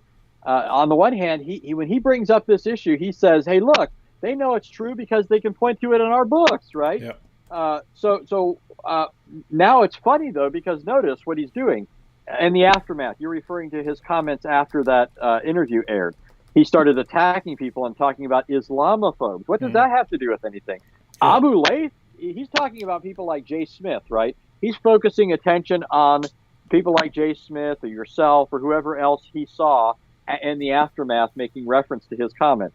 And he's now bringing up the issue of Islamophobia. But remember, he's the one who said they can point to it in our own books. So are the Islamic sources the products of Islamophobes, right? And what we're looking at are commentaries by other Muslims like Abu Layth. Is Abu Layth an Islamophobe? Is Muhammad Hijab an Islamophobe? Muhammad Hijab's the one who's saying he's going to refute him, right? So to me, that's just ridiculous for him to start doing that. All we're doing is saying, hey, look what Yasir Qadhi said. And how, I don't understand how everybody else is an Islamophobe when, the protagonist or antagonist, whatever you want to call hijab, he's the one that, brought this all about. And in any case. So notice, so he posted 2 weeks ago or whatever, he posted the video on his channel, Yasir Qadhi, as In the Hot Seat, Muhammad Hijab interviews Dr. Yasir Qadhi, and caused a big ruckus. He ended up turning off comments. Muhammad Hijab on his channel ended up taking that part of the interview out. But notice, everyone had questions. Everyone had questions after that. I'm just looking at the videos he's posted since then. He's posted steadily, pretty much every day. And the topics, the Day of Judgment, episode 15. The impermissibility of recreational marijuana. regarding Hajj cancellation and usage of Hajj funds. The Book of Dua from Sahih al-Bukhari, Part 6. The Day of Judgment, Episode 14. Q&A session, Sheikh Yasir Qadhi. Keynote address, Sheikh Yasir Qadhi. Why is Islam so restrictive? Sheikh Yasir Qadhi. The Day of Judgment, Episode 13. Can laws of inheritance be mutually renegotiated? He doesn't want to talk about the issue. He doesn't want to. He won't come anywhere near the issue. And guys, for the Muslims who are thinking, nope, there's some simple answer. It's just pronunciations or something like that. You should be realizing this dude is the reason he's in panic mode is because he doesn't have an answer to problems that he knows exists. And he does not want to talk about it because the more he talks about it, the more you guys will find out about it. And he doesn't want that to happen. And so he's stuck in a position where we're going to keep attacking, and he can't even defend Islam because he knows there are no answers there. But since you went to his YouTube page, let me point out something that's interesting to me. I'm not going to pretend I know for sure the explanation for this, but it is suspicious in light of everything else. You mentioned that he put the interview up, but then he disabled the comments, so nobody can leave a comment. But he's been posting steadily since then. Well, it looks to me like he's trying to pad the things that he's posting here, because some of those lectures are actually older lectures. He dipped back into his earlier things that are on YouTube. The keynote address thing there and the Q&A session that he posted a week ago, those, for example, are old lectures. Those are from years ago. And that to me is suspicious. Why did he suddenly put those up there? It's almost as if he wants to push the interview down the page so that people won't notice it. Yeah, he doesn't want to remove it. He doesn't want to remove it because it's pointless to remove it, right? People downloaded it, so people have it. Other people have posted it, so he doesn't want to do that. Plus, you'd have even more of the Streisand effect. It'd be even more embarrassing. So he wants to leave it, but it looks like he's trying to bury it under other content. So he's trying to bury it there. All right, let's watch a little more here and see what happens. Let me tell you something. You know what? My uncle, legend, may Allah bless his soul and have mercy on his soul and grant him an elevated maqam in Jannatul Firdaus. You know, once we were in Karachi, when we were chatting and we were talking about someone, my uncle was telling me about this person and he was kind of criticizing him. And I said to my uncle, I said, Mamu, I said to him that because the person that we were speaking about was poor, poverty stricken. And I said, look, gharib hona koi ghalti thodi na hoti hai. And my uncle said to me, he said, हाँ यार, he said, ये तो है. He said, गरीब होना गलती नहीं है. You know, I said, look, the person being poor isn't you can't fault him for that. And he said, हाँ यार, he said, that's true. You know, गलती होना, गरीब होना गलती नहीं है. He goes, मगर फुद्दू होना बहुत बड़ी गलती है. You know, this is the problem, you see. Like you see, being an idiot, this is your fault. You know, so when you decide to come on live and make these kind of dumb statements and then not even qualify them, not even, you know, when the person's asking just to kind of dramatize the whole thing, would you be able to write a Quran that looks like the Quran today? Oof, that's a very complex question. Oof, yaar, bada complicated. Yaar, this one, hada su'alun. Oof. Why would when he acts like Qadhi, he comes up with like an accent that doesn't. He sounds like he's doing like a heavy, Indian accent. But Qadhi doesn't. Qadhi doesn't have that accent. But notice what he said there. It's Then we should go ahead and finish up the clip here in a second. But he's making an important point. He says, you know, someone's poor and he can't help being poor. You know, you don't blame him for that. But he's comparing that with Yasir Qadhi, saying, what are you talking about? That's your fault. It's your fault for everything you did. If you say a bunch of stupid things and handle the situation really stupidly, I can fault you for that. And so, that's pretty cool. All right. Let's check this out. I think there's something else cool coming up here. What is it? سوف نلقي عليك قولا ثقيلا.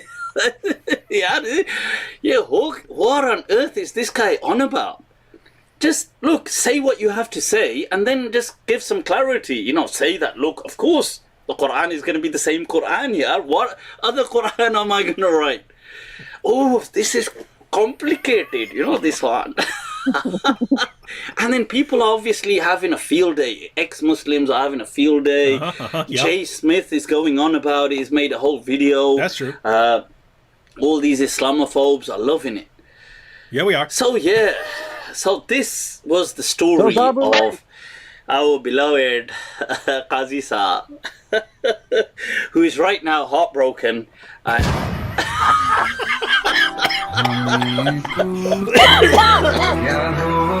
क्या होता है हाय जिए जाना बिना दिल के जिए जाना. This is how Qadhi Saab right now is living without a heart. But yeah, so that's what happens, people. That's what happens. That's what happens. So I had to cover that part, and I hope but before I went into it, I wanted to cover the topic beforehand of the dynamic nature of the Quran, so people already know. All right, I think he's just wrapping up here at this point, and so yeah, I have to. This dude's pretty funny. All right, so we gotta wrap up here in the next couple minutes. Gosh, I never got to the super chats and super stickers. I'm trying to read a couple of these real quick. See what happens. So Ryan Bark with a super sticker. Isa Kabir said, it's duplicitous to say you must study Lug Arabiya. King Buddy says, this guy's saying he'd bury his head in the sand willingly too. I don't know. It depends on what his position is. I'm not sure on his position. So, I mean, notice on this issue,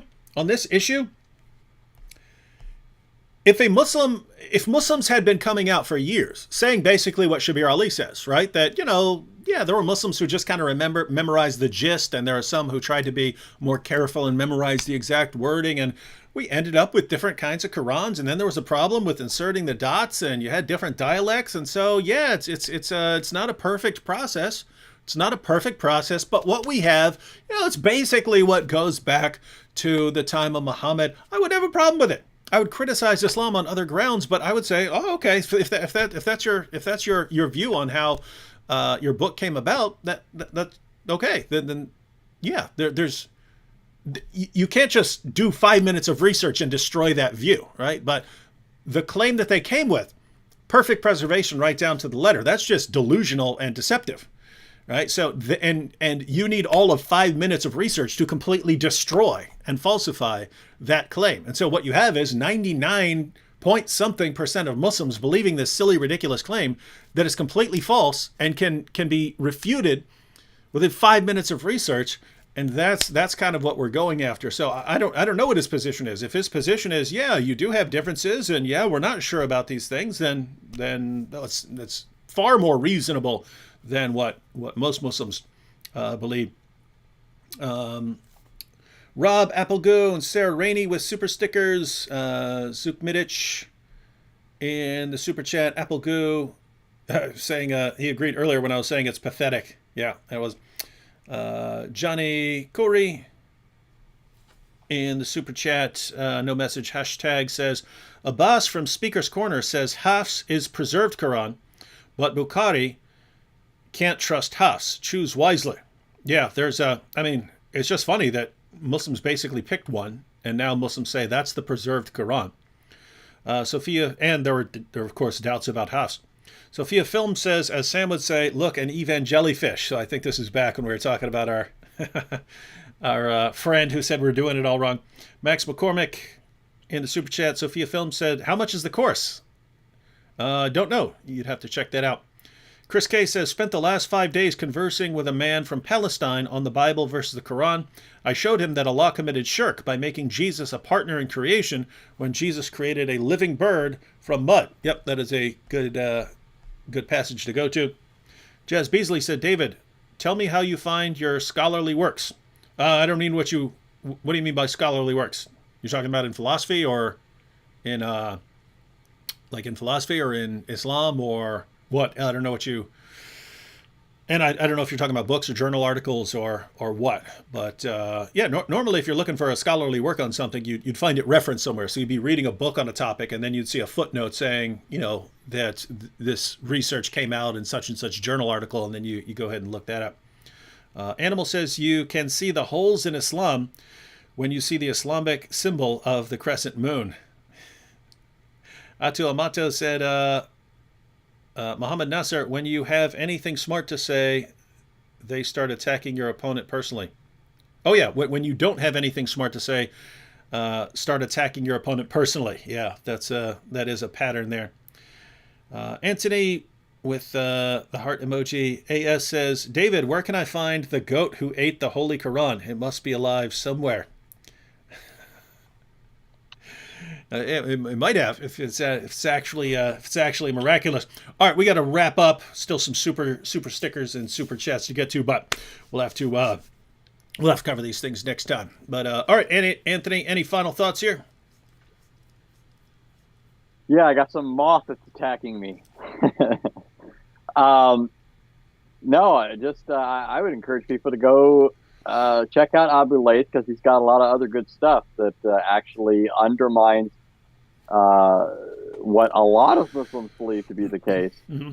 Although he doesn't really have a good alternative. It'd be interesting to hear what Abu Layth thinks he's got going in light of some of the things that he proposes. But of course, the main issue is that the narrative that Muslims have been giving us for a long time just isn't true. Mm-hmm. And we knew that, but it's amazing how much can be accomplished by the people on the other side just constantly being in denial. Mm-hmm. Because even though we've seen all this in the Islamic sources, it's still kind of a rush in a sense to hear people like Shabir Ali and Yasir Qadhi admitting that the Islamic sources have all these problems. Right? It's almost like, if you're in a room and you see the clock and it says 5:30 and you're saying it says 5:30, but everybody else is over there, not telling the truth, and they all keep saying it's 4 o'clock. It says 5:30, but everybody else saying it's 4 o'clock has you sort of like, what am I, crazy or something? Mm-hmm. Isn't this obvious? But everybody else is. So there is something about the fact that Muslims now admitting this is a significant thing because. I'm not suggesting that any of us were over here thinking, what, are we crazy? Because we can all see it in the Islamic sources. Mm-hmm. And it wasn't, but it did lead us to at least think what's wrong with the intelligence of Muslims, or at least the integrity of Muslims, because it's right there, so why won't they just own up to it? And in the case of a lot of Muslims, it's just because they didn't know about it. Yeah. Right. In the case of certain scholars, we still have to wonder, gosh, what's going on here? So anyways, the Muslims are admitting things now, and in addition, the reason they're admitting it is because the evidence was not only there, but now it's piling up. It's becoming even greater, right? We're getting more manuscripts, and people are getting access to the manuscripts, and people are pouring themselves into the study of those manuscripts. So the problem is huge, and it's become too huge for Muslims to maintain a poker face and pretend like there's no problem. And it is a good time to be dealing with this stuff. So yeah, as Anthony was pointing out, ladies and gentlemen, the solution to this, Muslims, the solution, if you're wondering what the solution is not to keep denying that there are any differences in the Quran manuscripts and that sort of thing. It's not to keep saying perfect preservation right down to the letter. It's not the solution. You just end up embarrassing yourself even more as time goes on. The solution is to say, yep, there are all kinds of issues with the preservation of the Quran. Yep, chapters came up missing. Yep, large passages came up missing. Yep, verses were eaten by a sheep. Yep, we have all kinds of different Qurans. Yep, the manuscript tradition is messy. It's all true. And what we have is still basically the word of God that goes back to Muhammad. That's got to be your position. It's the only thing you could possibly reconcile with reality. But when you finally do that, when you finally acknowledge that is the history of your Quran, then you've got what we were just talking about. Then you're going to have to explain why your leaders spent all this time lying to you and to us, and why you accepted everything they said, even when we were coming to you, showing you from your own sources that what they're telling you is a lie. And so, one, why is it so common among your leaders to spread lies? And two, why is it so common for you to deny reality and believe the lies, even when the truth is right in front of your face? Those are kind of bigger issues that are going to be part of what comes out in all this. And I'll just close out with this comment here. Mohammed Frage says, thank you, David, for helping me leave Islam. Agnostic now. I want to change my name to a non-rapist name. I don't think it's the Frage part. All right. Happy to help, Mohammed. And do stay tuned to future videos, future broadcasts. All right. We're closing out now. I'm trying to think when I'm going to be on next. I might be going on with the Apostate Prophet here in the next couple days. We'll have to see what we came up with. Other than that, I did say at the beginning that I was going to post a video tonight, but I wasn't planning on going till this late, so I might wait till tomorrow for that video, but you can check it out then. All right, thanks for everyone for watching and tuning in. Special thanks to Mufti Abu Laith for giving us a couple hours of of fun here. All right, David Wood, Anthony Rogers, bidding you adieu.